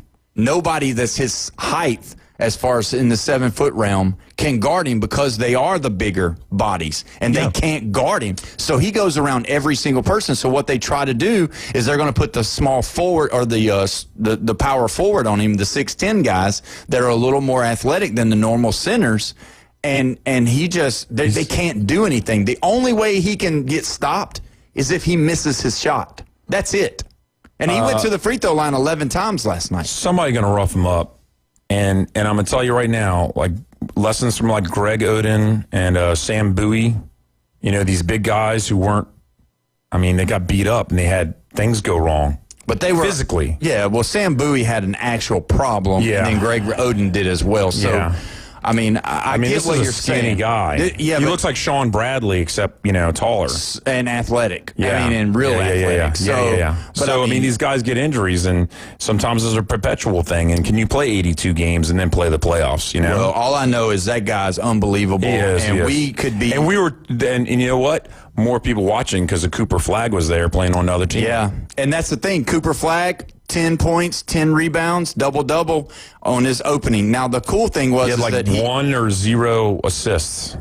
Yeah, well, the first play of the Klay game. Thompson, nothing. Yeah, you know? first play of the game, he gets a steal, gives it up to Anthony Davis. Anthony Davis throws him a lob. He goes up for the dunk, misses the dunk. That would have been great if he would have made the dunk. So, but that was a good showcase of where the NBA might be going. And the fact is that this guy, 7'5", and then you got Cooper Flagg, 6'10", 6'11", something like that. Yeah. But what was the interesting story about the whole night to me is that Dirk Nowitzki wasn't nowhere to be found. He went and watched the Lakers play. Oh, wow. So, I don't know. It's kind of weird. A little different story there. So, the Mavs missed the playoffs last year? Yes. So, both these teams missed the playoffs, but they're probably going to be the two most, you know, improved teams in the whole league. It depends on with the Mavericks. You got Anthony Davis, and you got Klay Thompson. They got a lot of players to play with. But I really think those that guys, they're going to make the playoffs this year. They got to stay healthy. And if they stay healthy, yes. And I think Cooper Flagg could be a star because he's one of those guys that can stretch the field, can stretch the floor, and he's one of those that can take you in, take you out, and he can take over a game. And so with the style of play that the NBA has moved to, you can be offensively dominant and single-handedly take your team, you know, and win the game. So it's going to be interesting. You know, I don't know how many basketball listeners we have right now that's listening for, you know, maybe they don't like football and they didn't know we're talking about basketball, or vice versa, the football people don't like basketball. We love it all here. We're going to talk about it, but when go ahead. Who's your team? I don't even know. Basketball? Basketball. Well, I mean, I was a Jordan guy, but I don't really like the Bulls anymore. Yeah, I'm not all about the Bulls. He was very entertaining. I loved watching the Bulls. But were you the Bulls? Were you a Bulls team? No. It's not. It wasn't my favorite team. It was my favorite team. But I was watching. You better believe I was entertained. It was very entertaining. It was more entertaining than Bird and Magic. Who did you like? Who was your team? Well, I mean, when Shaq was at the Magic, I was all about the Magic. Yeah. And then the closest team to New Orleans was the Rockets. So I was about the Rockets, and they won back-to-back in between all the Jordan three-peats, right? Yeah, with Elijah Wan, Drexler, and those guys. Yeah. Exactly. Robert Horry? Horry. It's silent. Yeah. H is silent. He went down. Sam Maxwell. Okay, yeah. He went to the University of Alabama. Robert Horry that's right. I shouldn't disrespect him. Yeah. Say his name right. Yeah. Say my name. Say my name. But Houston and Orlando. And then I feel sad for Orlando, but, you know, I'm still kind of partial towards Orlando. You know, Houston's had their possibilities over all the years and just not kind of put it together. Well, Houston has Kevin Durant this year. I don't know if you know that. They traded for him in the offseason. And then, you know, you got to look at Orlando. They're good. They're our affiliate station. Yeah. They're going to do really good this year. They're probably going to make the playoffs. Yeah. You know, maybe I'm a LeBron hater.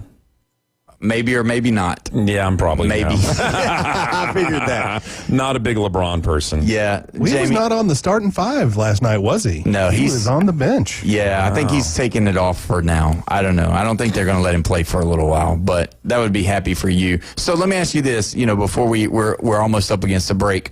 So if you got two players that you could say you dislike the most, all right. Two players. God, I can tell you who's number one. Hold on, time out. I'm going to give you two. Current? I'm going to. Has to be current. Hold on, listen. I'm going to give you two players. And I want you to tell me which one you like the least or which one you don't like the most. Okay. LeBron James. Yeah. Angel Reese. LeBron. I hate him more. Yeah. And look, I'm an LSU guy. Right. But I don't like Angel Reese.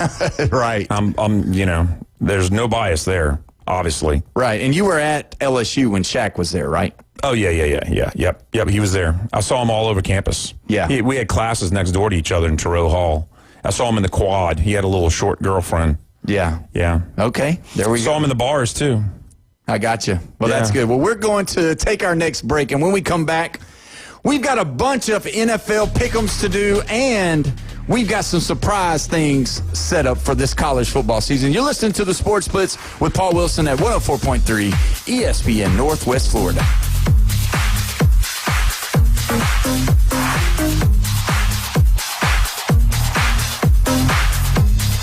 Get your hot takes, rants, and takedowns. Let's hear it on the Red 7T studio line. 850-215-6290.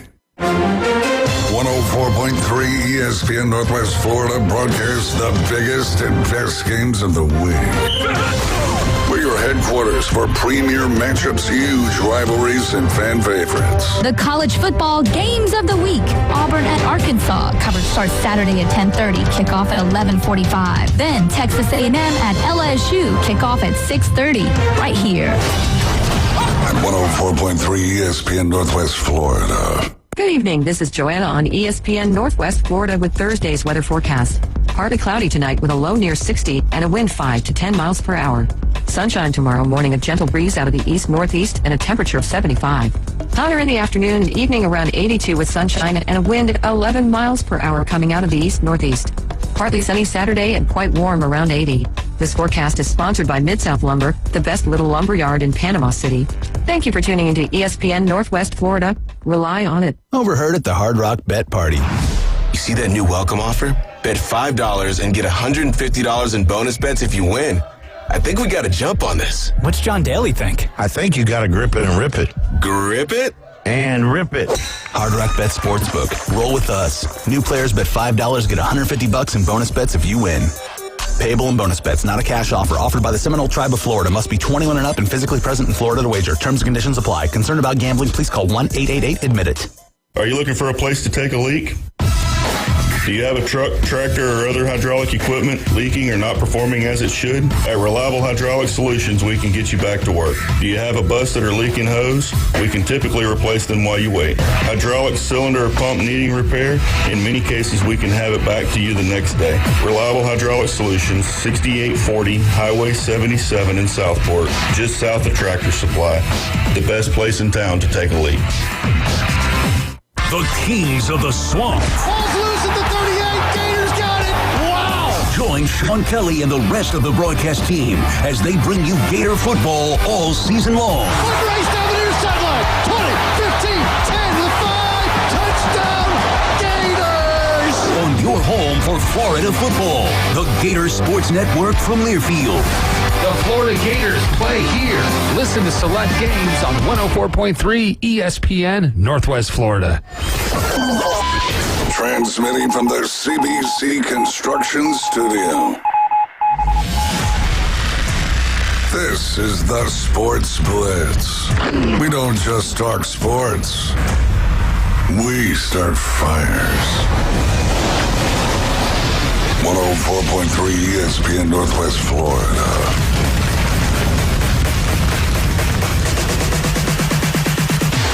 Welcome back. You're listening to the Sports Blitz with Paul Wilson here at 104.3 ESPN Northwest Florida. Don't forget, you can call in. You can text in on the Red 7T's phone line, 850-215-6290. Don't forget, today is the day that we always announce the Sports Blitz High School Player of the Week. And that player, that young man, is none other than Bay High's Caden Brown. Check these stats out, guys. 11 tackles, 2 pass breakups, 1 sack, 1 tackle for a loss, and 3 interceptions. 3 interceptions. Now, this game was a close game, too. It was not an easy game. They won 27-21. Bay High School doing their thing over there. Caden Brown, a junior, and is already getting looks from Troy right now. I thought you were going to say Mosley. No. Like Mosley just going to steal them. No. Hold on. You didn't hear none of that You from never us. know. But just so you know, I mean, looks pretty good. Well, it looks pretty good. 3 interceptions. When's the last time a guy getting 3 interceptions in one game and all that other stats? The tackles and the 11 tackles, pass breakups, 2 of them, and craziness. Just man. dominating. So either way, hyper. Yeah, so he's going to be good. So he is good. He is good. Ain't no He's if. going to be good. He Forget is the good if. now. Yeah, so led them on the defensive side of the ball, made some great plays, and I know Coach Brown is very proud of that guy.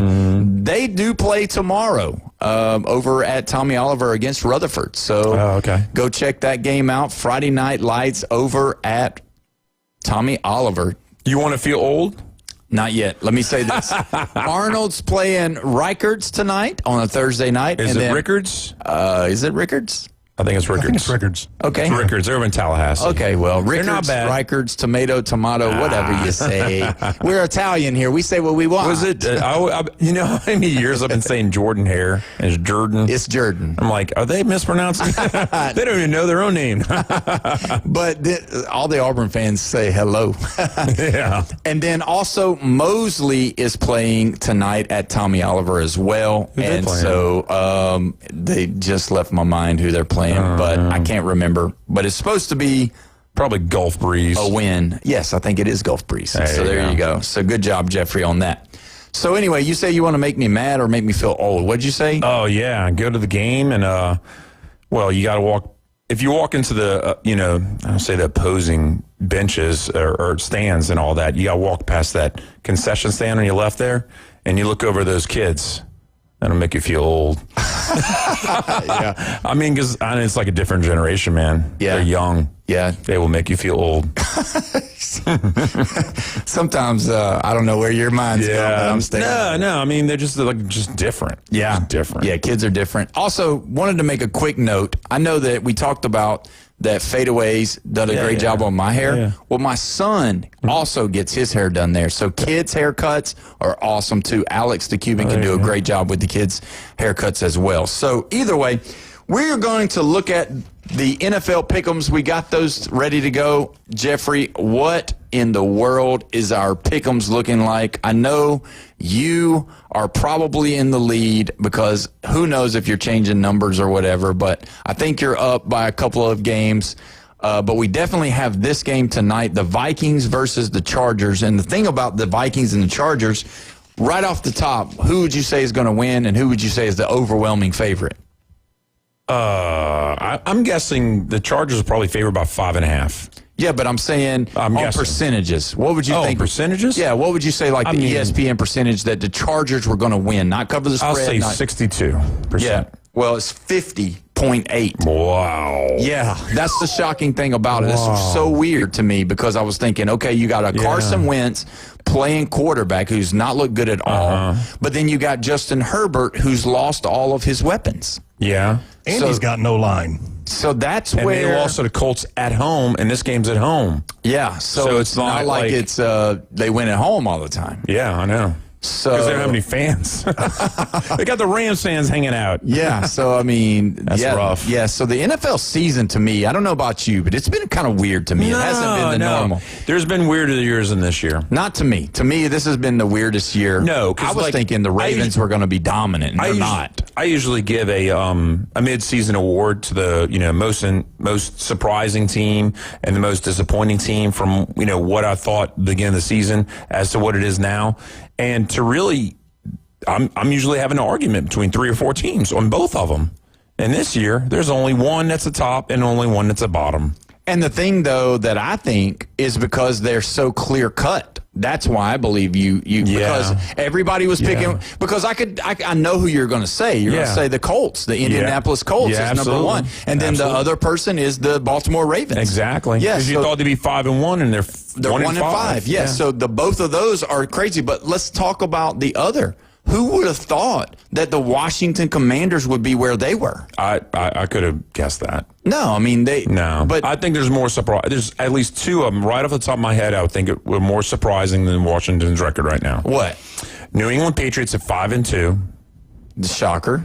And the Falcons. Not so much. Not for me. I thought they wasn't going to be. What are they? No, they're doing good. What are they? Are they 4-2? I thought they were 4-3. I don't know. I think they're 4-2. Let me see. But either way, when you look at this year, to me, it's been a crazy year because the stars that you normally see, even the way that the Kansas City Chiefs started out, didn't start out very good. Obviously, you had the Joe Burrow injury, which caused the Bengals to really collapse. And then you would think the way that the Philadelphia Eagles ended the year and the way they started this year, that they were just going to run through the NFL. And obviously they haven't. They lost back-to-back games, which is crazy to me. So that's why I say that. Yeah. You've got those three things that I just named that's kind of crazy for me, as well as the Indianapolis, as well as the Ravens. And then, like you said, you got the Patriots, which is nuts. 5-2. And you know, they're leading the division? Yeah. Crazy. Yeah. It makes the Titans fans feel like garbage because they let Vrabel go. Yeah. I don't feel bad about that. So that's the other interesting one that dropped. Yeah, is the Texans. Because, you know, I was thinking this team probably going to win the division again. And now they're, in third? Yeah. Because the Titans are horrible. And I didn't think they were. You didn't think the Texans are going to win a division because you were high on the Colts. Yeah, I was. And the Colts have one loss, and there's only one other team with one loss right now. It's crazy. We also thought that Pete Carroll coming back to the Raiders were going to do good. Better than this. Better, sure. Way better than way this. Way better than this. But I knew the division. But also they talked about having Ashton Genty, that he was going to be this game changer, and he's not. He's not. So and I called that one too. So Indiana Jones and Ashton Genty were the two things that I said at the beginning of the year. I probably laughed at you the first time you said Indiana Jones, and I was like, "You did." I replay it all the time. What? Oh yeah, you should replay it. I'm sure. Oh, Falcons are 3-3. Yeah. See, I didn't. Little surprising. I thought they were going to be. Like middle of the road. And they haven't even played the Saints yet. Because that's a win. Because you remember, I'm not a big fan of Michael Penix. I don't think he's that good. I think he's got great weapons. That's the key right there. Well, with the Bucs all beat up on wide receivers. If the Falcons beat them head on, they could steal that division. If Baker Mayfield was the quarterback at the Atlanta Falcons, oh God, they would be Super Bowl. Yeah, talking points. Yeah, it would be. So anyway, you got the schedule up. Let's start with the first one. We got the Vikings and the Chargers. I'm going Chargers. 50.8% is kind of wild that it's that close. Yeah, I didn't think it was going to be that close either. I thought for sure it'd be around the 65. So I said 5.5 spread. It's 3.5. Okay, so give me the Chargers as well. I think they'll have enough firepower. I just don't think Carson Wentz is going to be able to handle it because, you know, he's just not been good. His decision-making is not good. Kevin O'Connell, he went all in. He got rid of Sam Darnold after the season that he had. Crazy. And then now you got J.J. McCarthy, who's hurt, which at this point, to me, after watching him play his first game, I'm not so sure that he's any better option than Carson Wentz, honestly. And out of those guys that came in all together, him, Drake May, Caleb Williams, and all that, I see J.J. McCarthy as the bottom of all of those guys. I don't see those guys. I see all of those guys having better NFL careers than I do J.J. McCarthy. He's a skilled person who can hand off the ball. Okay, second game. Now, there are no European games, just to let you know. Thankfully. Yeah. Dolphins at Falcons. I got Falcons. Yeah, I got the Falcons too. And is this going to be the last game for Mike McDaniel? Yeah. Okay, so let me ask you this. If it's not the last game for Mike McDaniel, is it going to be the final game for Tua Tagovailoa? I don't know who's making him stay with Tua because it's not him. I think it must be ownership. Well, they did pay him all the money with the extension last year. So they did tie up a lot of money with him, and I know everybody. Well, you're spending the money whether he's sitting on the bench or playing on the field. So what's the difference? But also you got to ask yourself, is Quinn Ewers and is Zach Wilson a better option? Mm-hmm. Well, they are? There's two things. You have to find out, and there's only one way to find out. You got to have them in a game. We're not talking about preseason. Right. Yeah. And that's the problem with every NFL team that you can name that's having problems is poor quarterback play. The NFL is based off of the quarterback, and that's really what is going on with the Dolphins. And as much as I love Tua, he's dear to my heart because he brought us back against Georgia. I thought he was the best thing ever whenever he was at Alabama. They said the ball never touched the ground during practice. Brian Daboll said he had begged Coach Saban to pull Jalen Hurts, and Coach Saban said, until we lose or almost lose, or blow, I'm not pulling him. And that's just how loyal he was to Jalen Hurts. So, but either way, this is a very touchy situation for me because I feel for the way, Tua has played, but I do think that the end of the road is very near for Tua and the Dolphins, for sure. You're right about that. I think we all remember Tank for Tua. Now it's Tank with Tua. Thanks, James. Appreciate that. It got worse. Okay, this looks like Jets at Bills. The Jets are miserable. I'm sorry, I said Bills. I meant Bengals. I'm got Bengals on this one. Yeah, Joe Flacco has revitalized that program. I mean, 43 years old, Joe Flacco's coming in there to throw 28 balls this week to Jamar Chase for 17 receptions. And yet the game-winning ball went to T. Higgins. Yeah. So either way, hey, spreading the ball around a little bit. Yeah, give me the Bengals. The thing about the Jets is, I don't know if you heard this story as well, but the owner actually came out and spoke against Justin Fields. And then they interviewed Justin Fields about it. He said, I'd really never really had a conversation with the owner before. So they don't really know each other. And he said that we can't win football games with a quarterback rating of 10. And he said, so basically he all but said we can't win with Justin Fields as our quarterback. And who has the highest QBR in the league right now? Not sure. Aaron Rodgers. 105. Okay. Yeah, there you go. Well, they had it last where was year. he at? He was at the Jets. Yep. So, owner, be quiet. There you go. You lost the guy that is number one right now. Yeah. So saying. There you go. And you got a guy with 10. That's awful. It is bad. Browns at Patriots. It's at the Patriots. This actually feels like it's going to be a close game to me. I'm not saying it's the hardest game to pick because it's not, but I'm going to go Patriots. Yeah. The thing about the Browns is that if they could find some type of offensive production, their defense is not just they're not just middle of the road. They're Myles Garrett, top all that. of the league. They're good. And they play really good defense. And like you said, Myles Garrett, I mean, he's in every play that he's in the game. He's a beast. So he never gives up, No, his motor never stops. And he's a monster of a man. So reminds me a little bit of Aaron Donald. But bigger. Bit. Yeah, but way bigger and meaner. Yeah, he doesn't like you. Like, he don't like nobody. Yeah, he don't want your jersey after the game. You know who I like? I disliked very much was Ndamukong Suh. Yeah. Oh my God. Yeah. He was a Dolphin. For a couple of years. So give me the Patriots on that as well. Giants at Eagles. I'm going to go Eagles. I mean, this is a no-brainer. Yeah, I mean, I think the Giants are going to... The Giants imploded in the fourth quarter against the Broncos when it really counted. I think it's going to be close, but I do think the Eagles are going to win. Go ahead, Jimmy. Are the Eagles going to have Brown for this game? Oh, I don't know. Not really sure. I haven't heard anything that he's questionable. Hamstring, yeah. Yeah, he does have a hamstring, but I haven't heard anything that he's not playing. You know what? I'm glad you brought that up real quick. You know what? I'm going to say this, and this is going to sound really crazy probably, but I think, honestly, because of the way he demands for the football, I think this actually is going to benefit the Eagles' offense because there won't be anybody on the sidelines having the pressure, having that awkwardness of wanting the ball. Because Devontae Smith, I get it, he's a number 2 guy, but he's so good. And then you got the tight end is good.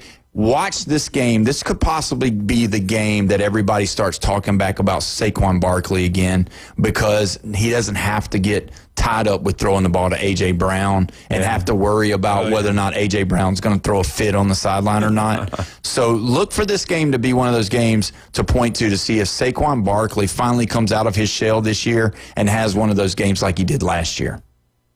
You got Bills at Panthers. Not worried about it. Bills. Yeah, the Bills. I'm sorry. This is the other one I was surprised at. The Panthers are 4-3.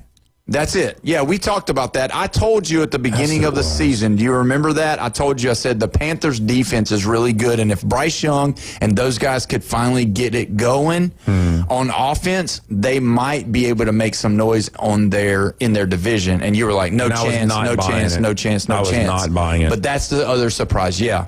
Well, the way they shut out the Falcons actually was the biggest surprise. So really, believe it or not, the Panthers are a bigger surprise at that record than the Falcons are. Yeah. Panthers haven't lost at home this season. Wow. There you go. 4-3. Yeah. So undefeated at home. It's going to fall apart soon. I still don't believe in them at 4-3. Yeah. Well, either way, we'll go ahead and take our break. And when we come back, we'll finish it out. And then we got a little question for Jeffrey here for college football. You're listening to the Sports Blitz with Paul Wilson, 104.3 ESPN Northwest Florida.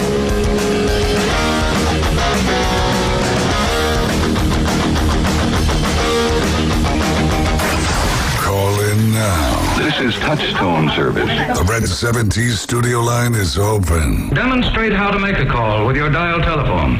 850-215-6290. Have you ever wanted to reach out and smack someone? You can't fix stupid, but you can divorce it. The new Sports Blitz. Rants, hot takes, and huge reactions are incoming. And on behalf of 70% of the Alabama fan base, feel the burn. We want a damn divorce. The Red 70s studio line. You cannot give LSU extra opportunities. 850-215-6290. ESPN Northwest Florida. He has not turned the ball over. Get in the game. Overheard at the Hard Rock Bet Party. It's Thursday. New Hard Rock Bet rewards are dropping. Nice. Ed Reed, you in? The only thing I drop is receivers and mics. Ed, we're talking bonus bets, deposit matches, parlay insurance. Oh, okay. I'll do that kind of drop. Hard Rock Bet Sportsbook. Roll with us. New players bet $5, get $150 in bonus bets if you win. Payable in bonus bets, not a cash offer. Offered by the Seminole Tribe of Florida. Must be 21 and up and physically present in Florida to wager. Terms and conditions apply. Concerned about gambling? Please call 1-888-ADMIT-IT. Looking for dependable civil construction in the Florida Panhandle? CBC Construction has you covered. From land clearing and drainage to roads and underground utilities, CBC delivers high-quality work on time and on budget. Locally owned and operated, CBC is trusted by schools, developers, and municipalities. To learn more, call CBC Construction 850-740-3815 or visit cbcconstruction.com. That's cbcconstruction.com. Looking for the most romantic night out in Panama City? Ferrucci Ristorante is your destination for authentic Italian cuisine and unforgettable moments. The candlelight, the wine, the homemade pasta. It's like a little slice of Italy. From handcrafted sauces to centuries-old recipes, Ferrucci brings true Italian flavor to every plate. It's where love stories begin and anniversaries are celebrated. To reserve your table, call 850-913-9131. Ferrucci Ristorante, Panama City's most romantic escape. You're home for the NFL. ESPN Northwest Florida. Coming up on Thursday Night Football. Touchdown! The 3-3 Minnesota Vikings at the 4-3 Los Angeles Chargers. Thursday Night Football coverage starts at 6:30. Kickoff at 7:15 right here. Your spot for the NFL on the Gulf Coast. 104.3 ESPN Northwest Florida. If you build it, they will come. We're live from the CBC Construction Studios. The new Sports Blitz. Oh, yeah! Rants, hot takes, and huge reactions are incoming on 104.3 ESPN Northwest Florida. Welcome back. You're listening to the Sports Blitz with Paul Wilson here at 104.3 ESPN Northwest Florida. Don't forget, you can call in. You can text in on the Red 7T's phone line, 850-215-6290. We love to talk about our sponsors, AutoNation Ford in Panama City. Don't forget, those guys know what they're doing. If you have a car that needs to be serviced, go see those guys. They're professional. They're quick. They will diagnose your problem, find out exactly what's wrong with it, and then in return, they will fix it. Go see them, 730 West 15th Street, right there past the railroad tracks on the left. If you're going out of the city and into the city, it's on the right. AutoNation Ford, Panama City. Now, if your vehicle has some blemishes, if it's got dents, dings, scratches, any of the above, maybe there's a mirror that's not working right or a door handle that's not working right, go see those guys over at Recommended Collision Center. They will get you fixed up. Anything that's going on with your vehicle, they can look at it. If you got tail lights that aren't working, if you need your bulbs fixed, if you need, maybe you got those fancy LED lights that need to be looked at to check to see whether or not they're malfunctioning or if it's just something that's just loose in the back. They can take care of you at Recommended Collision Center. Go see Brandon and those guys over there. They will take good care of you. Tell them Paul sent you, and they will give you a discount. So we got the rest of the games to go for. Let's see what we got. Bears at Ravens. I'm going to pick the underdog. I'm going to go Bears. I'm going Bears as well. I don't care if Lamar Jackson's coming back or not. I think he's questionable for this one, so we'll see what happens. But, yeah, the Ravens are not very good right now. I'm going to take another underdog. 49ers at Texans. I'm taking the 49ers. I'm going to take the 49ers as well. I would never take the Texans with that offense. It's atrocious. Wait. How are the 49ers the underdog here? 2.5. Vegas knows something more than us. Okay. They don't believe in Mac Jones. 2.5. I don't know. I know the records are 5-2 for 49ers, 2-4 for Texans. Yeah. And the Texans, I don't want to say it's a must win, but it kind of is. Kind of is, yep. Yeah. Bucks at Saints. Bucks. Easy. Yeah. The Bucks are going to beat the Saints, unfortunately for you. Yeah. Cowboys at Broncos. I'm taking another underdog.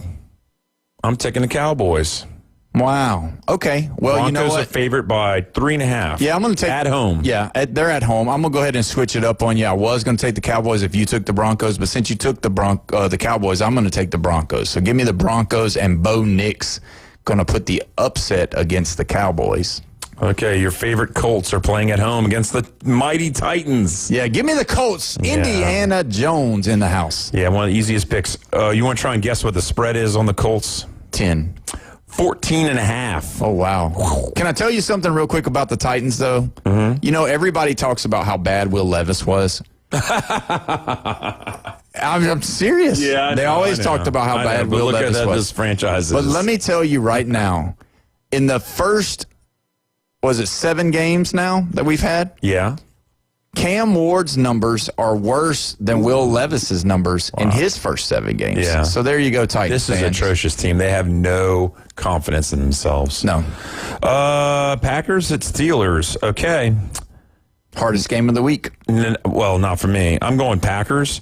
And believe it or not, the Packers are the favorite in this one on the road.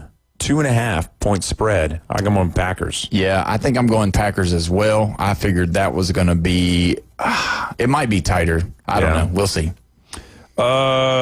This one, I can't believe what the spread is. Commanders at Chiefs on Monday night. I'm going Chiefs. I am too.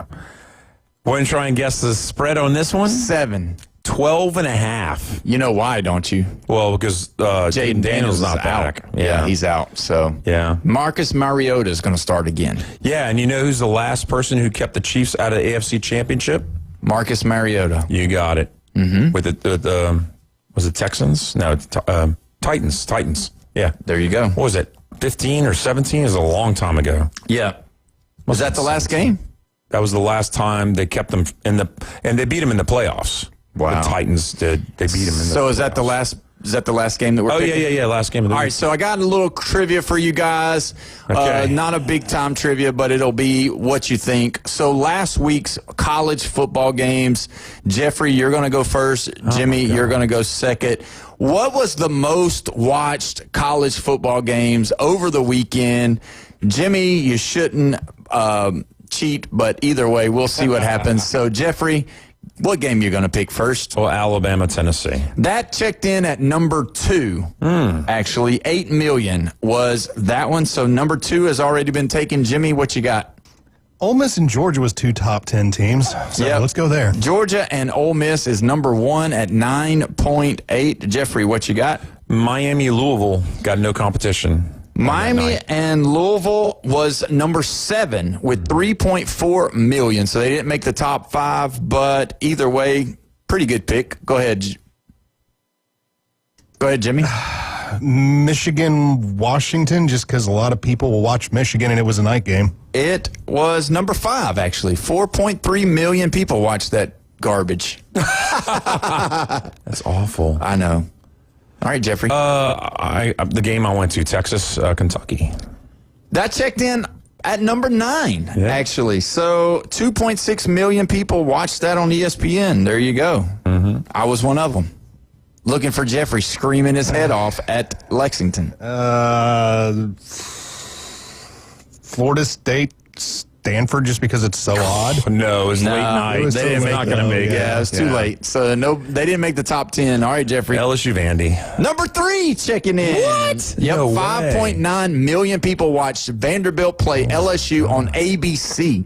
Now, if you would have guessed before looking at that list, would you have had them number 3? No. Yeah, I'd have had them. Yeah, LSU I would have had and them Vandy. 5 or 6, maybe. All right. I figured it out. USC Notre Dame.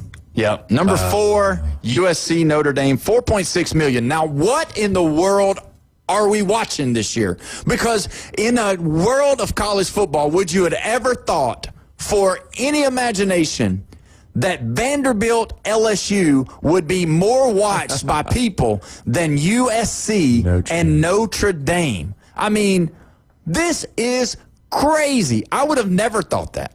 Would you?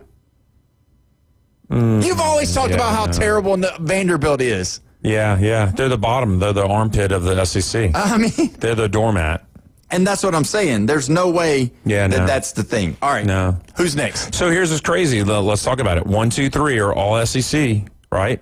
Matchups. 1, 2, 3 SEC. And guess what's going to happen this weekend? 1, 2, 3 SEC. It's going to be 1, 2, 3 SEC again, because the Big Ten's only big game really is Illinois and Washington. Right. It doesn't involve any Penn State, Ohio State, or Michigan. I'm glad you brought that up, because there are people online that are always talking about how the online community is overzealous over the SEC. But let me tell you something. If you look at the SEC and the Big Ten and do game by game, we're not talking about a one-game playoff game that they always love to talk about or love to bring up. But game. As the whole, when we are talking, can we break it down for the Big Ten listeners? I don't know if there's any out there right now or not, but if you are, let me break it down for you. What we're talking about is the schedule of the games. We're not talking about, can Ohio State beat Alabama in a one-game playoff? Sure, maybe so. Yeah, they have. They've done it before. Alabama's done it to you guys before. So, yeah, we can call that equal. But what we're saying is, can you play what Alabama's schedule has been and come away unscathed like you have in the Big Ten? And the answer is absolutely not. Yeah. And then if you look at Ole Miss, if you look at Tennessee, if you look at Alabama, if you look at this year's Vanderbilt, if you look at this year's Missouri, if you look at this year's Georgia, you can tell me that Georgia, all of those teams that we just named, all 6 teams, could probably run through every single one of their schedules.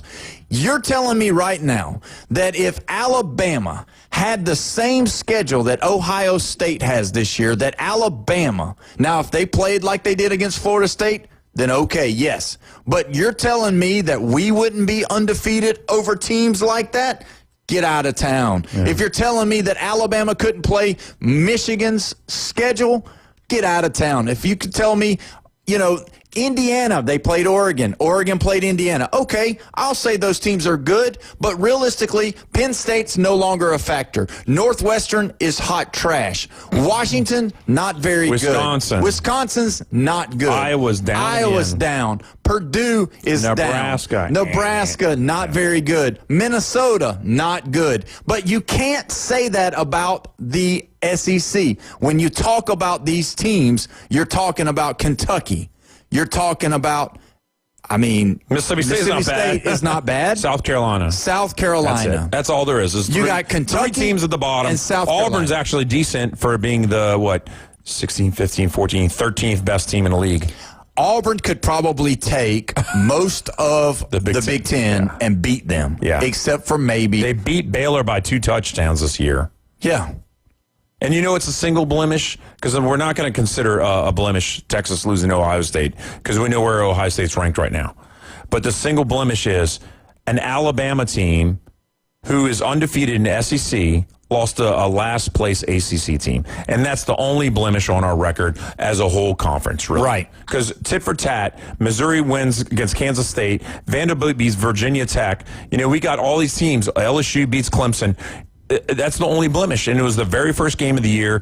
Florida State threw everything they had into it and then had nothing left in the tank. Yeah. Because they played Eastern Texas A&M after that. Right. And then we didn't even mention Texas A&M. Oh, yeah, and they beat Notre Dame. Yeah.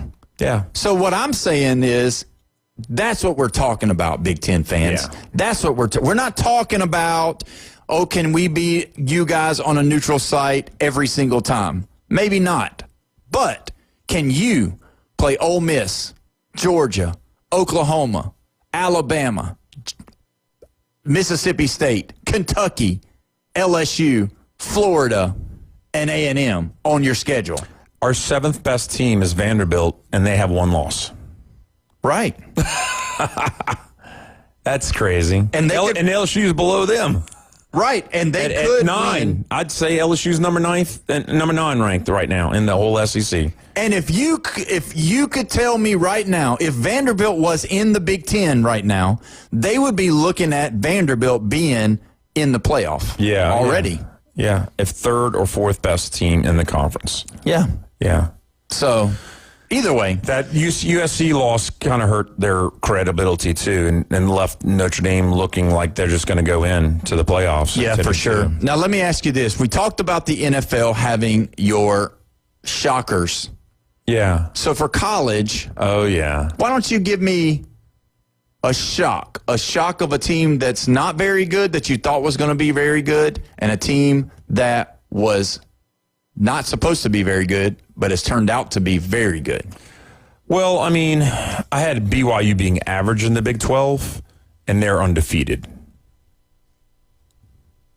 No. I mean... No, I don't know. No. Well, I mean, who do we have for the Big 12? BYU. They're undefeated. Texas Tech would be the one I'd be talking about because they would be undefeated if they hadn't lost us last weekend. You know what? Bearcats undefeated in Big 12. You know what? You guys... Yeah, but they have a loss this year. Overall. They lost out of conference, Listen, Jeffrey. So Listen.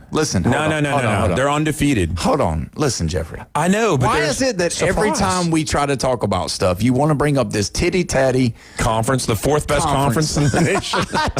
If it ain't well, it can't be Miami. They just lost to Louisville because I would be talking about Miami right now. Am I right? Yeah, but the surprise team of the year has no doubt, we got 30 seconds, is no doubt Indiana. No, because I thought that Indiana was going to be the 4th best team in that conference. And here they are being 2nd. Yeah. It's not that big of a jump. Vanderbilt, okay. Missouri, yeah, I didn't believe Missouri also. Either way, that's the end of it for us. Biggest disappointment, Clemson. We will not be talking about the Big 12 come tomorrow or anything listed. You've been listening to the Sports Blitz with Paul Wilson at 104.3 ESPN Northwest Florida. We'll see you tomorrow, guys.